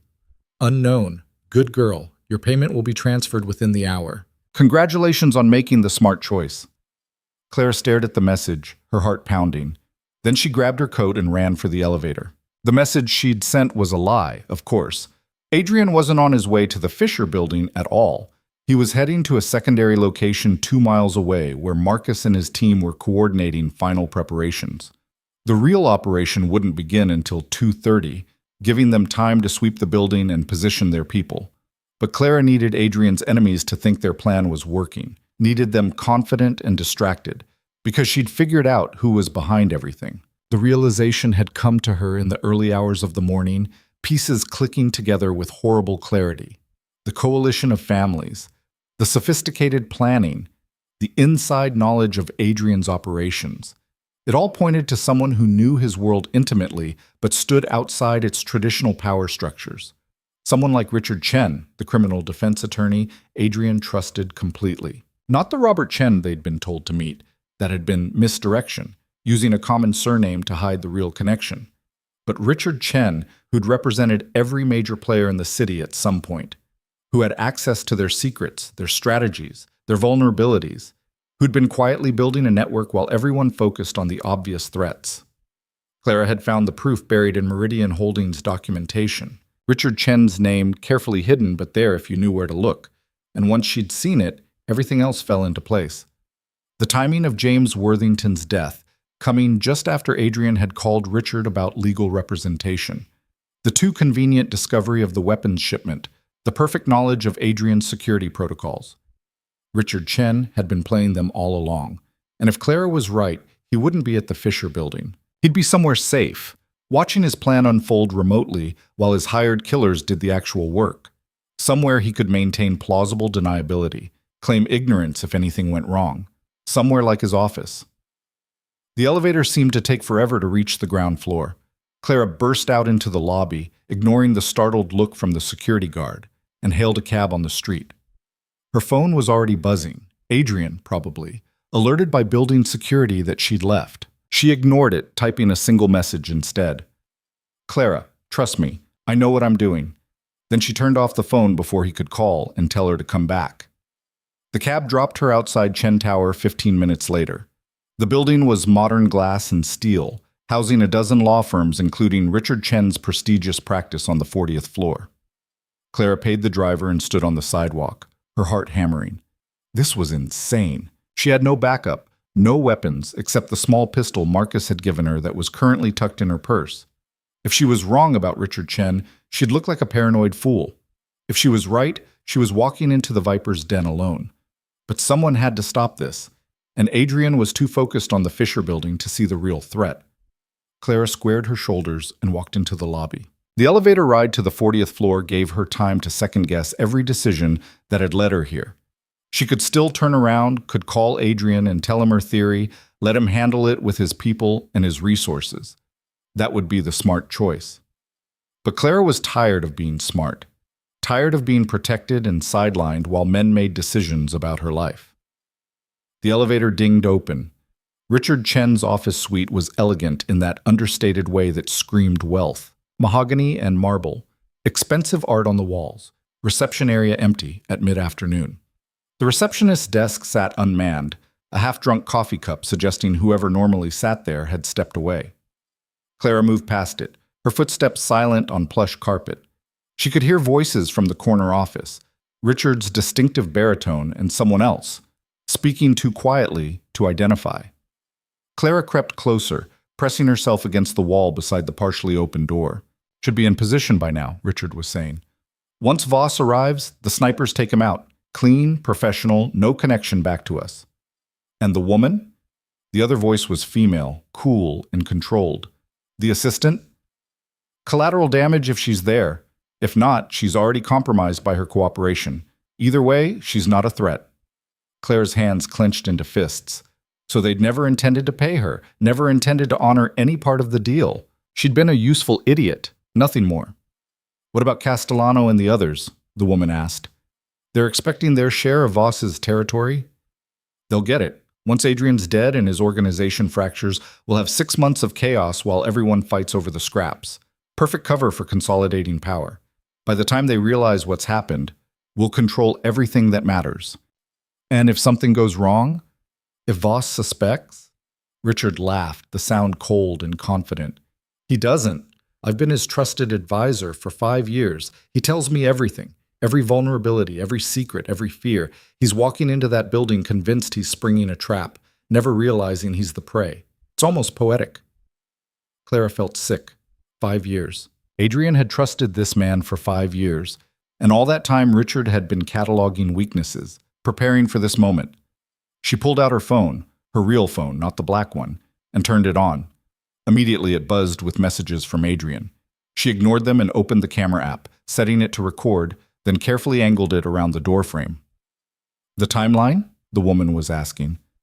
Voss should arrive at Fisher in 20 minutes. 5 minutes to position himself, another 5 to realize something's wrong. Then it's over. We'll hear confirmation within the hour. And you're certain your man inside hasn't been compromised. Marcus has been on my payroll for 6 months. He doesn't even know it. I've been paying his mother's medical bills through a shell charity. When I told him Voss was planning to cut her treatment, that I could help if he just provided some information, he folded immediately. Family. It's always the weak point. Clara's blood ran cold. Marcus was compromised. Adrian was walking into an ambush with a traitor at his side. She had to warn him. Had to. The floor creaked under her foot. The conversation inside stopped abruptly. Did you hear that? The woman asked. Clara ran. She made it 3 steps before the office door slammed open and someone grabbed her from behind. Strong arms wrapped around her, lifting her off her feet as she struggled. Her phone clattered to the carpet. Well, well. Richard Chen emerged from his office, impeccably dressed in a suit that probably cost more than Clara's car.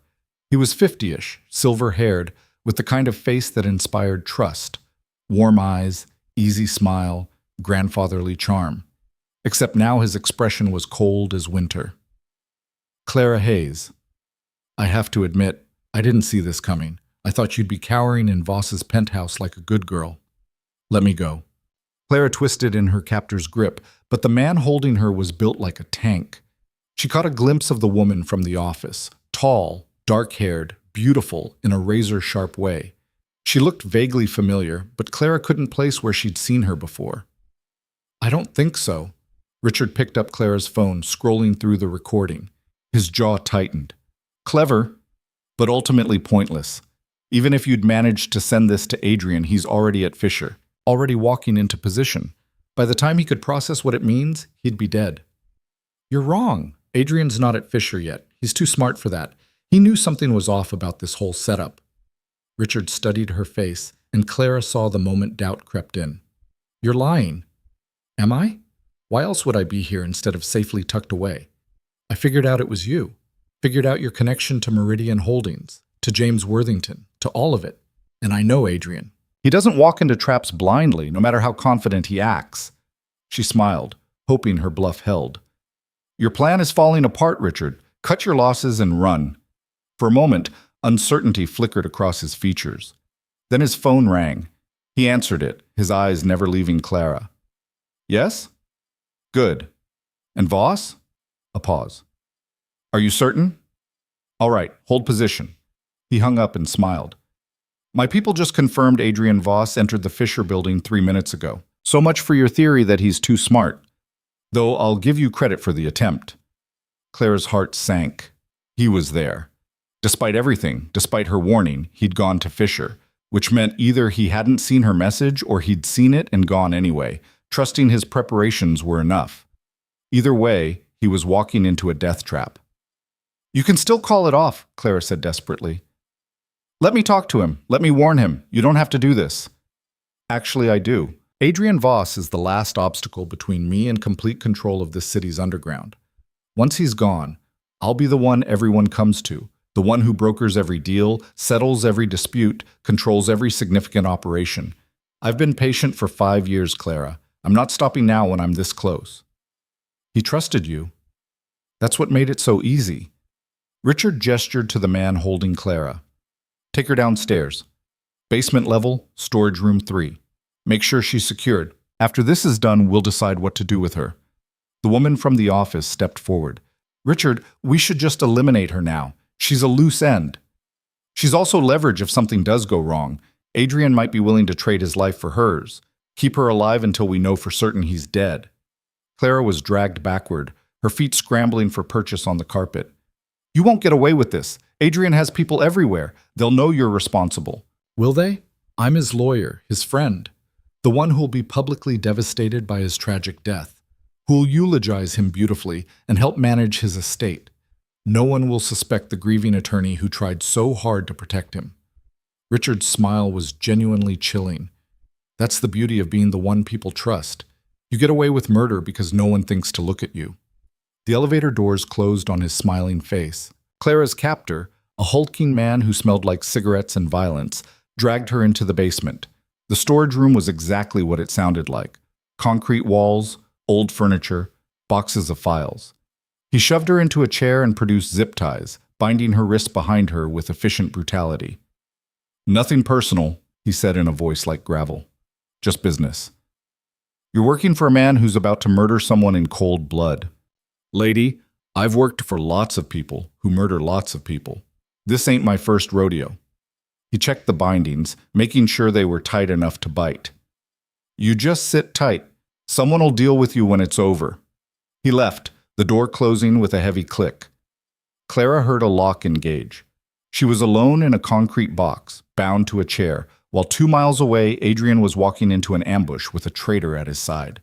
Clara tested the zip ties, but they held firm. She tried to stand, but the chair was heavy and her wrists were positioned wrong for leverage. Panic started to creep in, cold and suffocating. Think. She needed to think. Her purse was still over her shoulder. They'd been too focused on restraining her to search her, which meant she still had the gun Marcus had given her. If she could just reach it. Clara twisted her shoulders, trying to angle the purse forward. Pain shot through her wrists as the zip ties cut deeper, but she kept going. Almost there, almost.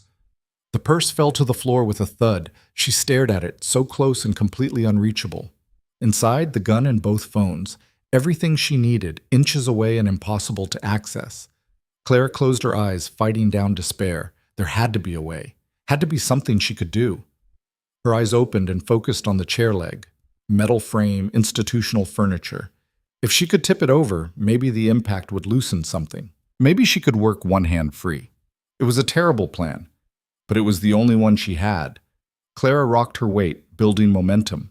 The chair tilted precariously. She rocked harder, and suddenly she was falling. The impact when she hit the concrete floor drove the breath from her lungs and sent white-hot pain through her shoulder. But the chair frame cracked. Not much. Just a hairline fracture where the back met the seat. But it was something. Clara twisted against the damaged frame, using her body weight to stress the joint. The metal groaned.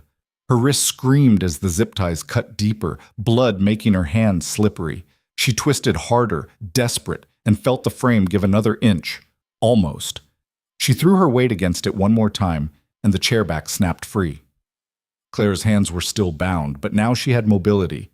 She rolled to her knees, then awkwardly to her feet, and shuffled toward her purse. Getting the gun out with her hands behind her back was awkward and frustrating, but finally she felt the weapon's grip.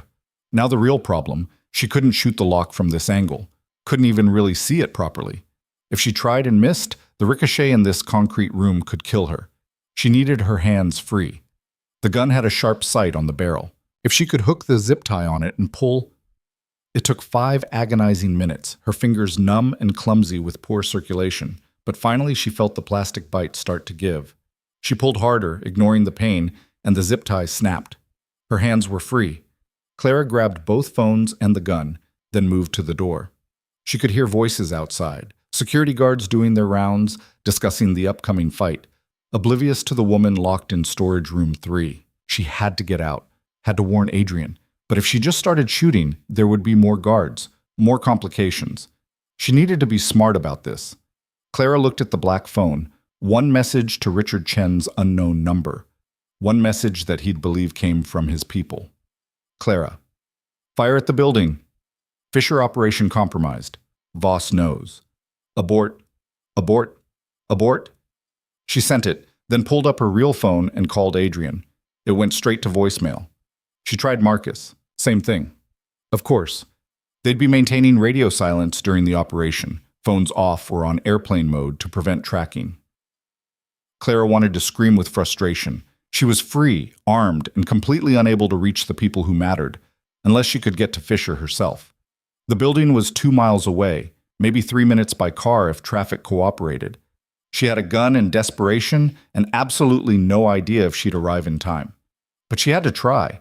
Clara pressed her ear to the door, listening for the guards. She could hear them, maybe 20 feet away, still talking. When their voices receded slightly, she raised the gun and fired twice at the lock. The sound was deafening in the enclosed space. The lock shattered, and Clara kicked the door open, already running. 2 security guards spun toward her, hands going for weapons. Clara didn't hesitate. She fired 3 shots, one into the ceiling between them, the other 2 into the concrete at their feet. Not trying to hit them, just shock them into hesitation. It worked. They dove for cover, and Clara was already past them, hitting the stairs at a dead run. She burst into the lobby and straight into chaos. The gunshots had triggered alarms. People were screaming, running for exits. Clara ran with them, just another terrified person fleeing violence. Outside, she grabbed a taxi that had stopped at a red light, yanking open the door and throwing herself inside. Fisher Building, Warehouse District. $50 if you get me there in 3 minutes. The driver's eyes widened at the gun still in her hand. Lady, I don't want trouble. Clara pulled out a $100 bill and shoved it through the divider. Please, someone's going to die if I don't get there in time. Please. Maybe it was the desperation in her voice. Maybe it was the money. The driver hit the gas. They flew through the city, running red lights and weaving through traffic with reckless abandon. Clara tried Adrian's phone again. Still nothing. Marcus's phone. Nothing. The black phone buzzed. Unknown. What fire? What are you talking about? So Richard had gotten her fake message. Good. That meant confusion, hesitation, maybe enough to delay the execution. Clara, someone called it in. Cops on the way. Get your people out. The response was immediate. Unknown. Stay where you are. I'm sending someone to verify. Clara smiled grimly. Let him send someone. Let him waste time and resources checking on a phantom fire. Every second of delay was a second Adrian might survive. The taxi screeched to a stop 3 blocks from the Fisher building, close enough that Clara could see the structure looming against the sky, all rust and broken windows. Far enough that they wouldn't be caught in whatever was about to happen. She threw another 100 at the driver and ran. The building rose before her like a tomb, 5 stories of industrial decay. Every window either broken or missing entirely. Clara could see movement in some of the upper windows. Snipers, probably, waiting for their shot. Where was Adrian? She spotted the black SUV parked behind a dumpster, Marcus's vehicle, which meant they were here, inside, walking into position, walking into death. Clara approached from the east side, staying low, using abandoned equipment for cover. She could hear voices now, muffled but distinct. Male voices, coordinated communication. Target on sight, 2nd floor, northeast corner. Wait for confirmation before engaging. Adrian's people, which meant he was inside. She had to reach him, had to warn him about Marcus, about Richard, about the coalition. Clara found a side entrance, a door hanging crooked on broken hinges. She slipped inside, gun raised, every sense screaming alert. The interior was worse than the exterior. Graffiti-covered walls, debris everywhere. The smell of rust and decay. Light filtered through broken windows and dusty shafts. Voices echoed from above. She recognized Adrian's deep baritone, though she couldn't make out words. He was alive. Still alive. Clara started up the stairs, each step careful and deliberate.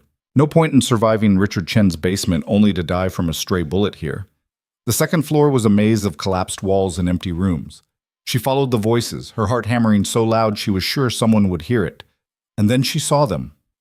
Adrian stood in what had once been a main office space, Marcus beside him, 2 other men positioned at the windows. They were studying blueprints, discussing positions, completely focused on the ambush they thought they were setting. Clara stepped into the doorway, gun raised. Marcus is working for Richard Chen. 4 heads whipped toward her. Adrian's expression went from shock to fury in half a second. Clara, what the hell? Richard Chen is behind everything. The coalition, the setup, all of it. He's been paying Marcus's mother's medical bills through a shell charity and using it to manipulate him. Marcus has been feeding him information for 6 months. Marcus went pale. That's insane. Boss, I would never... Your mother, Clara said, her gun never wavering from Marcus's chest. St. Catherine's Hospital, cancer treatment. Bills paid by the Meridian Foundation. Check your records, Adrian. Check the Foundation's board members. Richard Chen is listed as treasurer. Adrian pulled out his phone, his movements sharp with controlled violence. A few taps, a few tense seconds of scrolling. His face went very still. Marcus, put your weapon on the floor, slowly. Boss, I don't know what she's talking about. The foundation has been paying $70,000 a month to St. Catherine's. Your mother's name is on every invoice. Now put the gun down before I put you down. Marcus's hand trembled as he lowered his weapon to the concrete. I didn't know. I swear. I didn't know where the money was coming from. A caseworker approached me 6 months ago, said there was a charitable foundation that wanted to help families with medical expenses. I filled out paperwork, and the bills started getting paid. I never connected it to Chen. But he asked you for information, Clara said. Small things at first, just harmless details about Adrian's schedule, his habits. And you gave it to him because you were grateful, because you didn't want to risk losing that support. Tears were running down Marcus's face now. I thought it was just background checks, routine verification for the Foundation's records. I never meant to. He looked at Adrian. Boss, you have to believe me. I would never deliberately hurt you. And yet, here we are. Adrian's voice was ice. Trapped in a building that's about to become a killing floor because you were too stupid or too desperate to question where $60,000 a month was coming from. One of the other men spoke up. Boss, we need to move. If Chen knows we're here, The window behind him exploded in a shower of glass. The man went down, blood spreading across his chest. Before anyone could react, two more windows shattered. Bullets chewed into concrete, sending chips flying. Adrian dove for cover, pulling Clara with him behind a concrete support pillar. "Snipers!" someone shouted. "Multiple positions, all sides!" The trap had been sprung. Adrian's remaining men returned fire, but they were pinned down, caught in a crossfire from three directions. Clara pressed herself against the pillar, her heart racing. This was it. This was how they died, trapped like rats while Richard Chen's snipers picked them off one by one. "We need an exit," Adrian said into his radio, his voice preternaturally calm despite the bullets tearing through the air around them. "South stairwell now. Fighting retreat, covering fire." Marcus was crouched behind a desk, his own weapon drawn despite having betrayed them. "Boss, let me help. Let me make this right." "You've done enough. Please. My mother, if I die here, she'll have no one. Let me do one good thing before this is over." Adrian looked at him with an expression Clara couldn't read. Then he nodded curtly. "You want redemption? Cover our retreat. Keep them busy while we get to the stairs." "Done." Marcus rose, firing toward the windows with methodical precision. "Go, I've got this!" Adrian grabbed Clara's hand and ran. They made it to the stairwell as bullets chewed through the door frame behind them. Behind them, Marcus was shouting, firing, buying them seconds with his life. The stairs down were chaos, darkness and debris, and the constant thunder of gunfire above. Adrian moved with absolute certainty, pulling Clara after him, his grip on her hand the only solid thing in a world gone mad. They burst out a ground floor exit and into blinding daylight. A vehicle was waiting, one of Adrian's backup teams, engine running. They threw themselves inside, and the driver hit the gas before the doors were even closed. Only when they were 3 blocks away, sirens wailing in the distance, did Adrian finally let go of Clara's hand. "You directly disobeyed my orders." "I saved your life." "You could have been killed." "So could you, and I wasn't about to sit in your penthouse while Richard Chen murdered you." Clara turned to face him. "I know you're angry. I know I should have stayed put, but I also know I did the right thing." Adrian stared at her for a long moment. Then he pulled her into his arms, holding her so tightly she could barely breathe. "Don't ever do that again," he said into her hair. "Don't ever make me think I've lost you." "Then don't leave me behind." He pulled back just enough to kiss her, fierce and desperate and alive. When they broke apart, his eyes were bright with unshed tears. "Richard Chen is a dead man. He's also probably running right now. The moment the shooting started, he would have known something went wrong. Then we find him before he gets far." Adrian pulled out his phone. "I have people in every airport, every train station, every border crossing. He won't make it out of the city." The driver spoke up. "Boss, we've got a problem. Marcus didn't make it out." Adrian's jaw tightened. "Confirmed?" He held them off long enough for the backup team to extract, then took 3 rounds to the chest. EMTs called it on scene. Silence filled the vehicle. Marcus had been a traitor, yes, had been manipulated, had given information that nearly got them all killed, but he'd also died buying them time to escape. "His mother," Claire said quietly. "Someone needs to make sure she's taken care of." Adrian nodded slowly. "I'll handle it. It's the least I owe him." They drove in silence for a while, the adrenaline slowly draining away to leave exhaustion and the reality of what had just happened. Clara's hands were shaking. Her shoulder throbbed where she'd hit the concrete earlier. Everything felt surreal, like a dream she couldn't quite wake from. "Where are we going?" she finally asked. "Somewhere safe. Somewhere I can regroup and plan our next move." Adrian's expression was grim. "This isn't over. Chen tried to kill me and failed. That means war. Between now and when I put a bullet in his brain, he's going to throw everything he has at us. Then we need to be smarter than him. We will be. Because unlike Richard, I don't underestimate my enemies, and I don't underestimate you." He looked at her with something like awe. "You figured it out. Figured out the one person I'd never suspect. How?" "Process of elimination. The coalition required someone with connections to all the families but loyalty to none. Someone with inside knowledge of your operations. Someone you'd never see coming because you trusted them completely." Clara managed a tired smile. "Plus, I found his name in Meridian Holdings' corporate filings. That helped." Remind me never to bet against you. Deal. The car pulled into an underground garage, security gates closing behind them with solid thunks.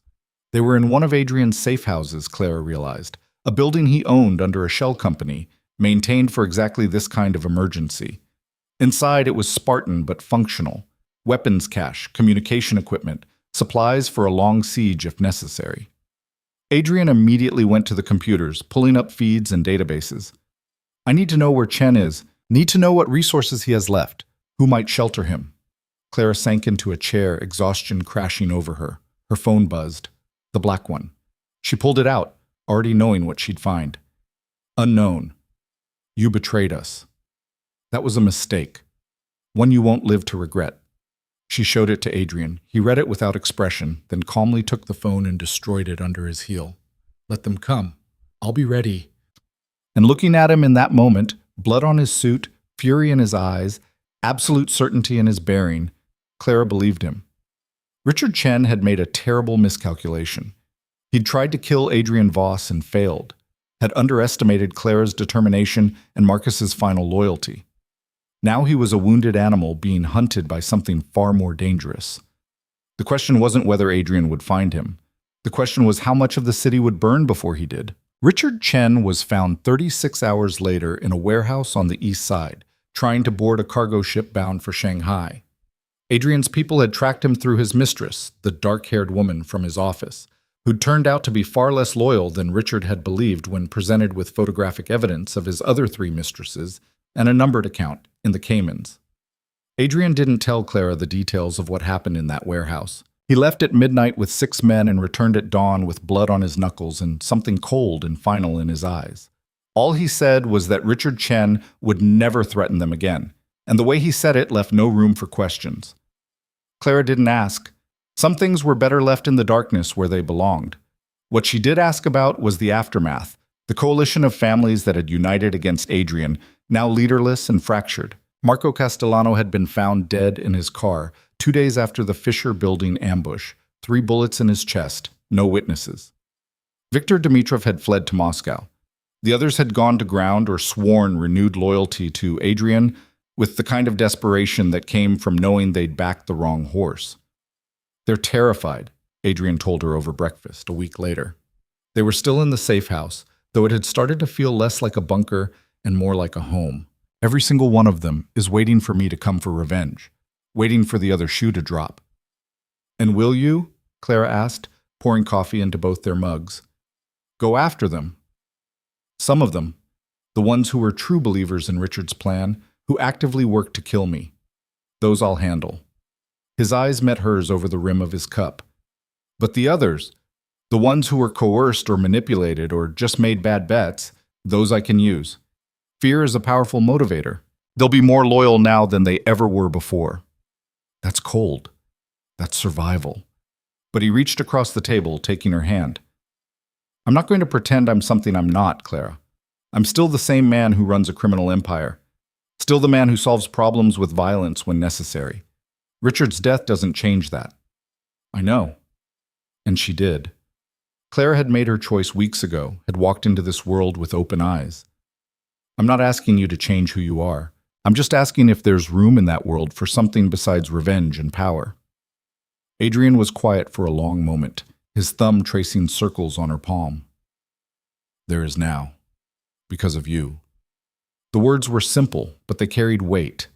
Clara squeezed his hand, feeling the calluses there, the evidence of violence barely contained beneath expensive suits and civilized veneer. This was her life now. This darkness, this danger, this complicated man who looked at her like she was the only light in his universe. She'd never been happier. The next challenge came from an unexpected quarter. Adrian's legitimate businesses, the ones that provided cover for his criminal enterprises, were facing federal scrutiny. Someone had tipped off the Securities and Exchange Commission about irregularities in several of his shell companies. The investigation was preliminary, but it had teeth. It's Richard's final revenge, Adrian said, reviewing documents in what had become their war room. He must have filed complaints before we caught up with him, salted evidence in places he knew investigators would look.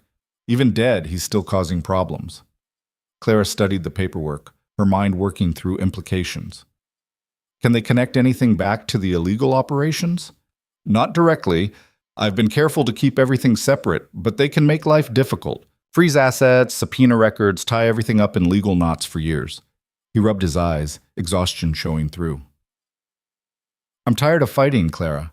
Tired of always looking over my shoulder, always waiting for the next threat. Then stop. He looked at her sharply. What? Stop fighting, or at least stop fighting this way. Clara moved to sit beside him, taking the documents from his hands. You said you wanted a third option, something besides death or endless war. What if this investigation is actually an opportunity? I'm listening. You've spent 20 years building legitimate businesses as cover for criminal operations. What if you flip that? What if you use the criminal connections to build something actually legitimate, something sustainable? Adrian laughed, but it was bitter. You want me to go straight? Clara, I've got blood on my hands.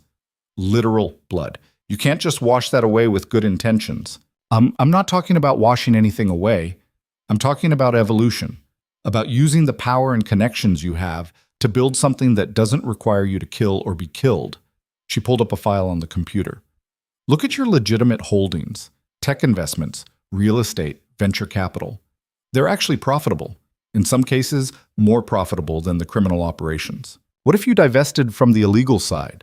Sold off territory to people who want it, used the proceeds to expand the legal businesses? The families would never allow it. They'd see it as weakness. They saw Richard Chen's coalition as strength, and look how that turned out. You've just demonstrated that you're the most dangerous man in this city. You killed or scattered everyone who came against you. Now you negotiate from a position of absolute power. Tell them you're restructuring. Offer them territory they've wanted for years. Make it worth their while to let you walk away. Adrian stared at her like she'd suggested flying to the moon. That's insane. Is it? Or is it the smartest play on the board? Clara warmed to her argument. Think about it. The federal investigation gives you cover. You can claim you're being forced to divest, that you're cleaning up your operations to avoid prosecution. The families get what they want. More territory, less competition. You get what you want. A way out that doesn't end in death. Everyone wins. Except I'd be giving up everything I've built. No, you'd be giving up the parts that are trying to kill you. The parts that mean you can't sleep at night, that mean every restaurant is a potential ambush, and every ally is a potential traitor. You'd be keeping the empire, Adrian, just changing what it's built on. He stood and walked to the window, hands in his pockets, staring out at the city. Clara let him think, knowing this was too big a decision to rush. She'd planted the seed. Now she had to trust that the man she loved was smart enough to see the opportunity. Finally, he turned back to her. If I do this, and that's a big if, I'd need help. Someone I trust absolutely to manage the transition, to negotiate with the families, to make sure I don't get stabbed in the back while I'm vulnerable. You have me. You're not equipped for this. These are dangerous people, Clara. Negotiating with them requires experience, requires understanding their psychology. Then teach me. She stood, crossing to him. You said I was your partner, your equal. Prove it. Stop protecting me from your world and let me help you navigate it. I've already proven I can handle myself. I figured out Richard when you couldn't. I saved your life at Fisher. I'm not some fragile thing that needs sheltering. Adrian cupped her face in his hands, his gray eyes searching hers. You're asking me to let you walk into the fire. I'm asking you to let me walk beside you. There's a difference. He kissed her then, deep and slow and full of promise. When they broke apart, he was smiling, a real smile, not the calculated expressions he wore for business. All right, we do this together, but we do it smart, carefully. One family at a time, one negotiation at a time. And the first sign things are going south, we have an exit strategy ready. Deal. The next 3 months were a masterclass in criminal diplomacy. Clara sat in on meetings with men who'd ordered murders over dinner disagreements. She learned to read micro-expressions, to hear what wasn't being said, to identify leverage and weakness. Adrian taught her the language of his world, the careful euphemisms, the unspoken rules, the delicate balance between respect and fear. She was good at it, better than good. Clara discovered she had a talent for negotiation, for finding solutions that made everyone feel like they'd won, even when Adrian was getting exactly what he wanted. The families started asking for her specifically, trusting her to broker deals that Adrian might have approached too aggressively. "You're a natural," Adrian told her after a particularly successful meeting with the Dimitrov family. Victor had returned from Moscow once word spread that Adrian was divesting, smelling opportunity. Clara had negotiated a deal that gave the Dimitrovs control of the port operations in exchange for them dropping all outstanding grudges and recognizing Adrian's legitimate businesses as off-limits. "I had a good teacher. I taught you tactics. The instinct is all yours." He pulled her close as they walked to the car. "You're building something here, Clara. Respect, reputation. People are starting to see you as more than just my assistant or my woman. They see you as a power in your own right." The words sent a thrill through her, not because she craved power for its own sake, but because it meant she was truly his equal now, not just in private, not just in his bed, but in the world that mattered to him. 6 months after Richard Chen's death, Adrian called a meeting of every major family in the city. Clara helped arrange it. Neutral ground, strict security protocols, assurances of safe passage. Every player who mattered showed up, curiosity overcoming caution. Adrian stood before them in a private room at the Grandview Hotel and made his announcement. "I'm out. Effective immediately, I'm divesting from all criminal operations.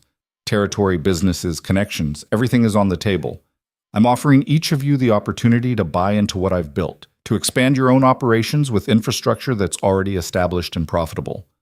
The room erupted. Questions, accusations, demands for explanation. Clara watched Adrian handle it with practiced ease, deflecting challenges, answering concerns, maintaining control of the room through sheer force of personality. Marco Castellano's nephew, now running the family, stood up. "This is weakness. You're running scared from the feds." "I'm making a strategic choice," Adrian corrected calmly. "The federal investigation is real, and it's not going away. I can fight it and spend years tied up in legal battles, or I can adapt. I'm choosing adaptation. If you see that as weakness, you're welcome to test it. But I'd remind you what happened to the last people who made that mistake." The room went quiet. Everyone remembered Richard Chen, remembered the coalition, remembered how thoroughly Adrian had crushed them. "So what do you want from us?" Viktor Dimitrov asked. "I want clean exits from all joint operations. I want guarantees that my legitimate businesses remain untouchable. And I want acknowledgement that this city has room for both criminal enterprises and legal ones without them having to be at war." Adrian paused. "In exchange, you get territory you've wanted for years. You get my established networks. You get my people, the ones who want to stay in this life. It's the deal of a lifetime, gentlemen. I suggest you take it." They negotiated for 6 hours. Clara sat beside Adrian the entire time, taking notes, offering suggestions, helping smooth over rough patches when tempers flared. By the time they emerged, agreements had been struck with every major family. Adrian would spend the next year executing the transition, but the framework was in place. He was getting out. They celebrated that night in Adrian's penthouse, back home after months in safe houses and temporary locations. The city spread out beneath them, beautiful and deadly, and finally, blessedly neutral. "I can't believe you actually did it," Clara said, champagne glass in hand. "You found the third option." "We found it," Adrian corrected. "I would never have seen the path if you hadn't shown it to me. I was too deep in the old ways, too convinced that violence was the only language that mattered. It's still going to be dangerous. The transition, the adjustment period, some people won't honor the agreements. Then we'll handle them, together." He set down his glass and reached into his pocket. "Which brings me to something I've been meaning to ask." Clara's heart stuttered as he pulled out a small velvet box. "Don't panic," he said with a slight smile. "I'm not getting down on one knee. We're past the point where I need to convince you with grand gestures. This is just the logical next step in a partnership that's already proven itself." He opened the box. Inside was a ring, platinum, with a single perfect diamond that caught the light and threw rainbows across the ceiling. "Marry me, Clara. Not because I need you, though I do. Not because you've saved my life, though you have. Marry me because you're the only person I've ever met who sees exactly what I am and chooses me anyway. Because you made me want to be something more than just a survivor. Because I love you in ways I didn't know were possible. Clara took the ring from the box, studying it. Simple, elegant, perfect. Like everything else about Adrian when you stripped away the violence and darkness. Yes, she said simply. Yes to all of it. The marriage, the partnership, the life we're building. Yes to you, exactly as you are. He slipped the ring onto her finger, and it fit perfectly. Of course it did. Adrian never did anything without careful planning. They made love that night with the city lights streaming through the windows, and it felt different than all the times before. Not just passion or possession or desperate need. This was covenant. This was two people binding themselves together with full knowledge of the cost and choosing to pay it anyway. The year that followed was controlled chaos. Adrian systematically divested from criminal operations while expanding his legitimate empire. Clara became his official partner, her name appearing on corporate documents and business cards. They hired the best lawyers, the best accountants, the best PR people money could buy to manage the transition and present a united front to federal investigators. The SEC investigation concluded with fines and minor sanctions, embarrassing but not crippling. Adrian paid them without complaint and used the publicity to reinvent himself as a reformed businessman, someone who'd made mistakes but was committed to doing things right going forward. It was brilliant, really. The criminal families got their territory, the feds got their pound of flesh, and Adrian got his freedom. There were still threats, of course. A few diehards who saw Adrian's exit as betrayal tried to make examples. They learned quickly that Adrian Voss out of the criminal business was still Adrian Voss, still dangerous, still connected, still absolutely willing to protect what was his. The last serious attempt came 9 months into the transition. A crew from out of state, thinking Adrian had gone soft, tried to kidnap Clara as she left a business meeting. They made it 3 blocks before Adrian's security team intercepted them.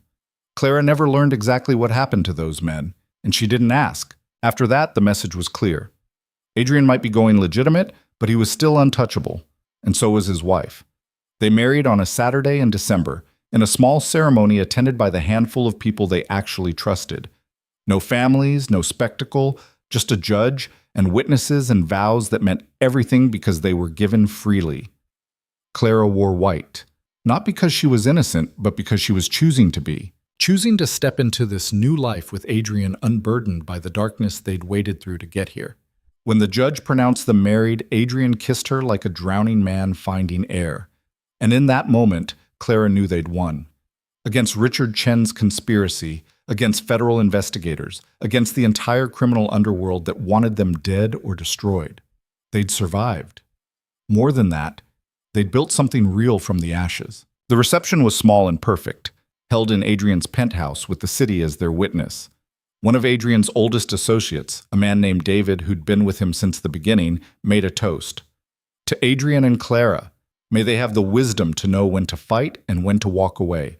And may they never forget that the greatest victory is surviving long enough to enjoy it. They drank to that. Later, when the guests had gone and they were alone, Clara stood at the window in her wedding dress, looking out at the city that had tried so hard to destroy them. "Do you regret it?" Adrian asked, coming up behind her. "Any of it? The danger? The choices you made? The lines you crossed?" Clara thought about the woman she'd been 18 months ago. Careful, safe, going through the motions of a life that never quite fit. Then she thought about who she was now, Adrian's partner, his equal, someone who'd negotiated with killers and survived assassination attempts and helped reshape the criminal landscape of an entire city. "Not even a little bit," she said honestly. "You? Only that I didn't find you sooner, that I wasted so many years being just a survivor instead of actually living."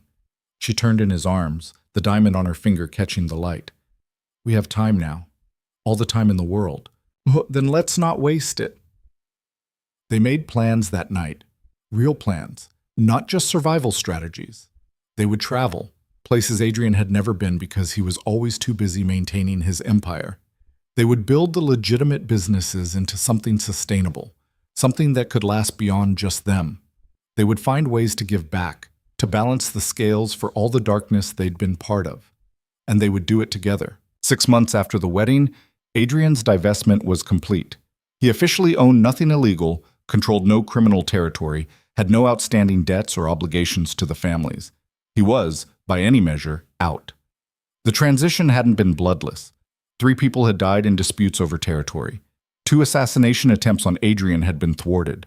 Clara had received enough death threats to fill a filing cabinet, but they'd survived, and that was what mattered. On the anniversary of the day Clara had walked into Meridian Restaurant to meet James Worthington, they stood together on the terrace of their home, no longer a penthouse fortress, but an actual house in the suburbs with a yard and neighbors and everything normal people had.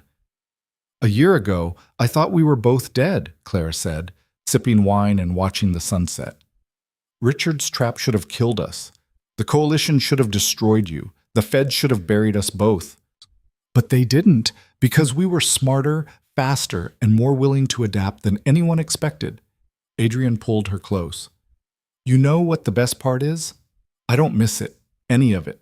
The power, the fear, the constant warfare. I thought I'd feel diminished without it. Instead, I just feel free. That's because you replaced it with something better. With you. With us," Clara corrected. "With a partnership that's based on choice instead of necessity.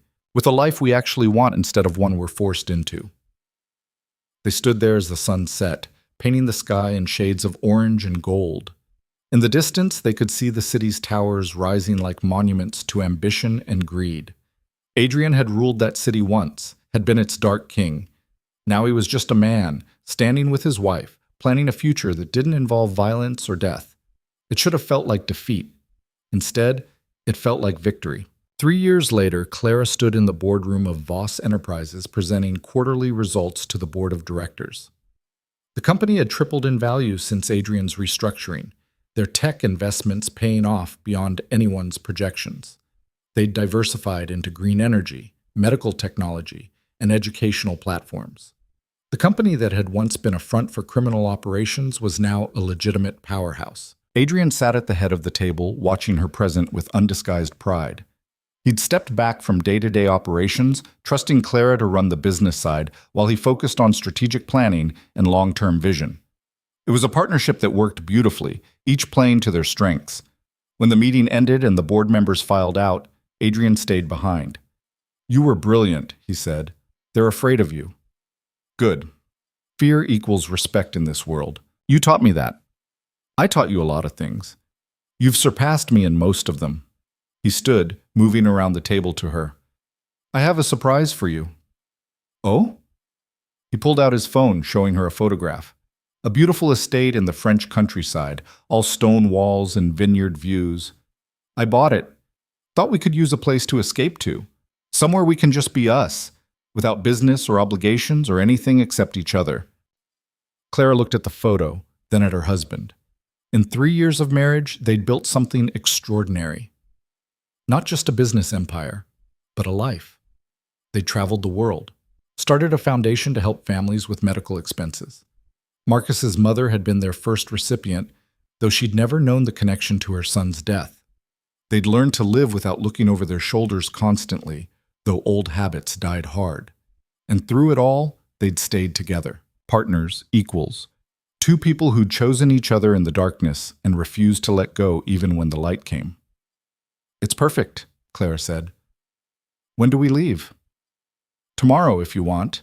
The board can handle things for a few weeks. We deserve a vacation." They flew to France the next day, leaving behind the city that had forged them in fire.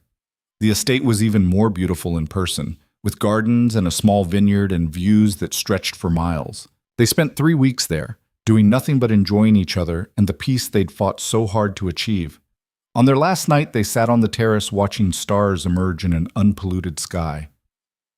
"I never thought I'd have this," Adrian said quietly. "Peace. Happiness. A future that doesn't end in violence.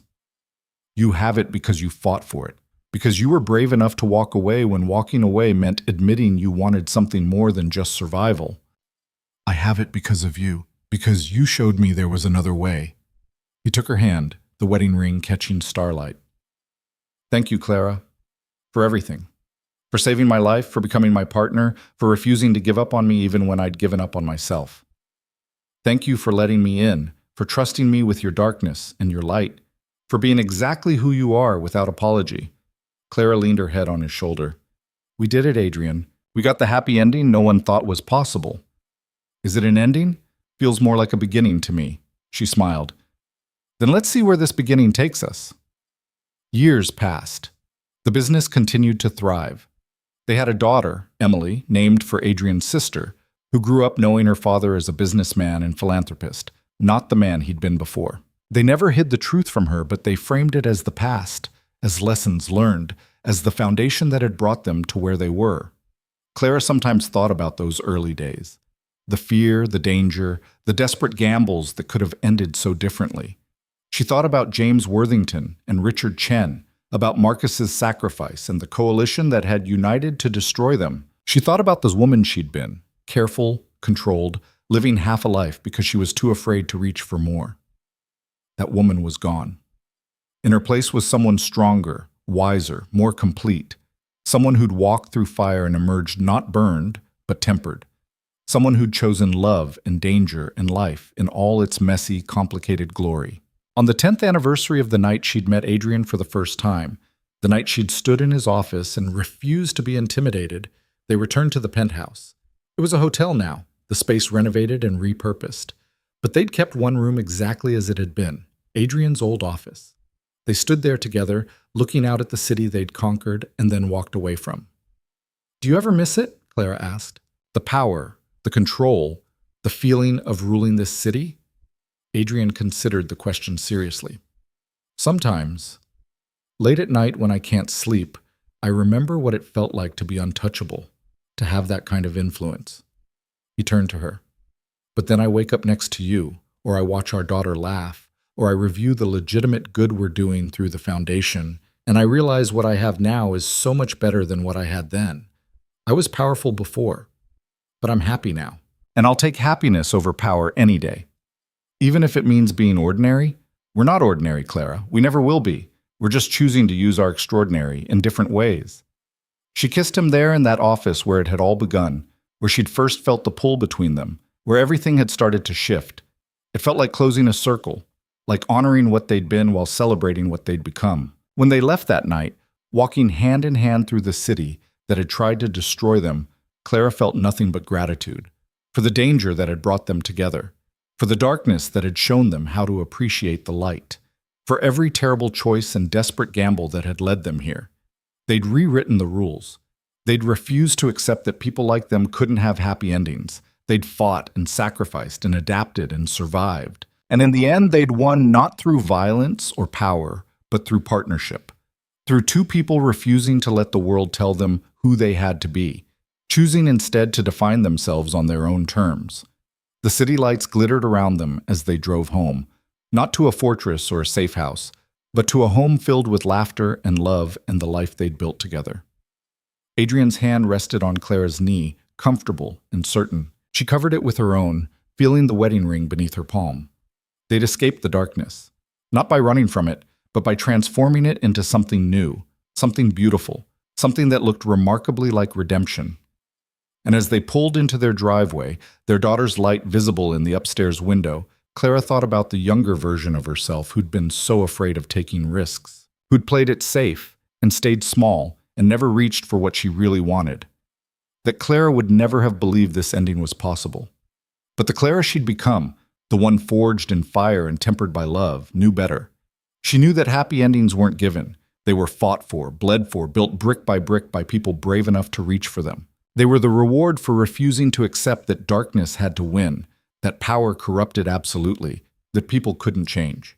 Adrian Voss had been a monster once, a criminal, a killer, a man who'd done terrible things for terrible reasons. But he'd also been capable of love, of change, of choosing something better when given the chance. And Clara Hayes had been the one to give him that chance. Not because she was naive or foolish, but because she'd seen beneath the monster to the man underneath. Because she'd been brave enough to love him anyway. Together, they'd proven that even the darkest stories could have light in them. That redemption was possible for those willing to fight for it. That love, real, complicated, messy love, could survive anything. Even a crime boss and his defiant assistant. They walked into their home together, leaving the city and its memories behind. Tomorrow would bring new challenges, new opportunities, new chapters in the story they were writing together. But tonight, they were just Adrian and Clara, husband and wife, partners, survivors, home.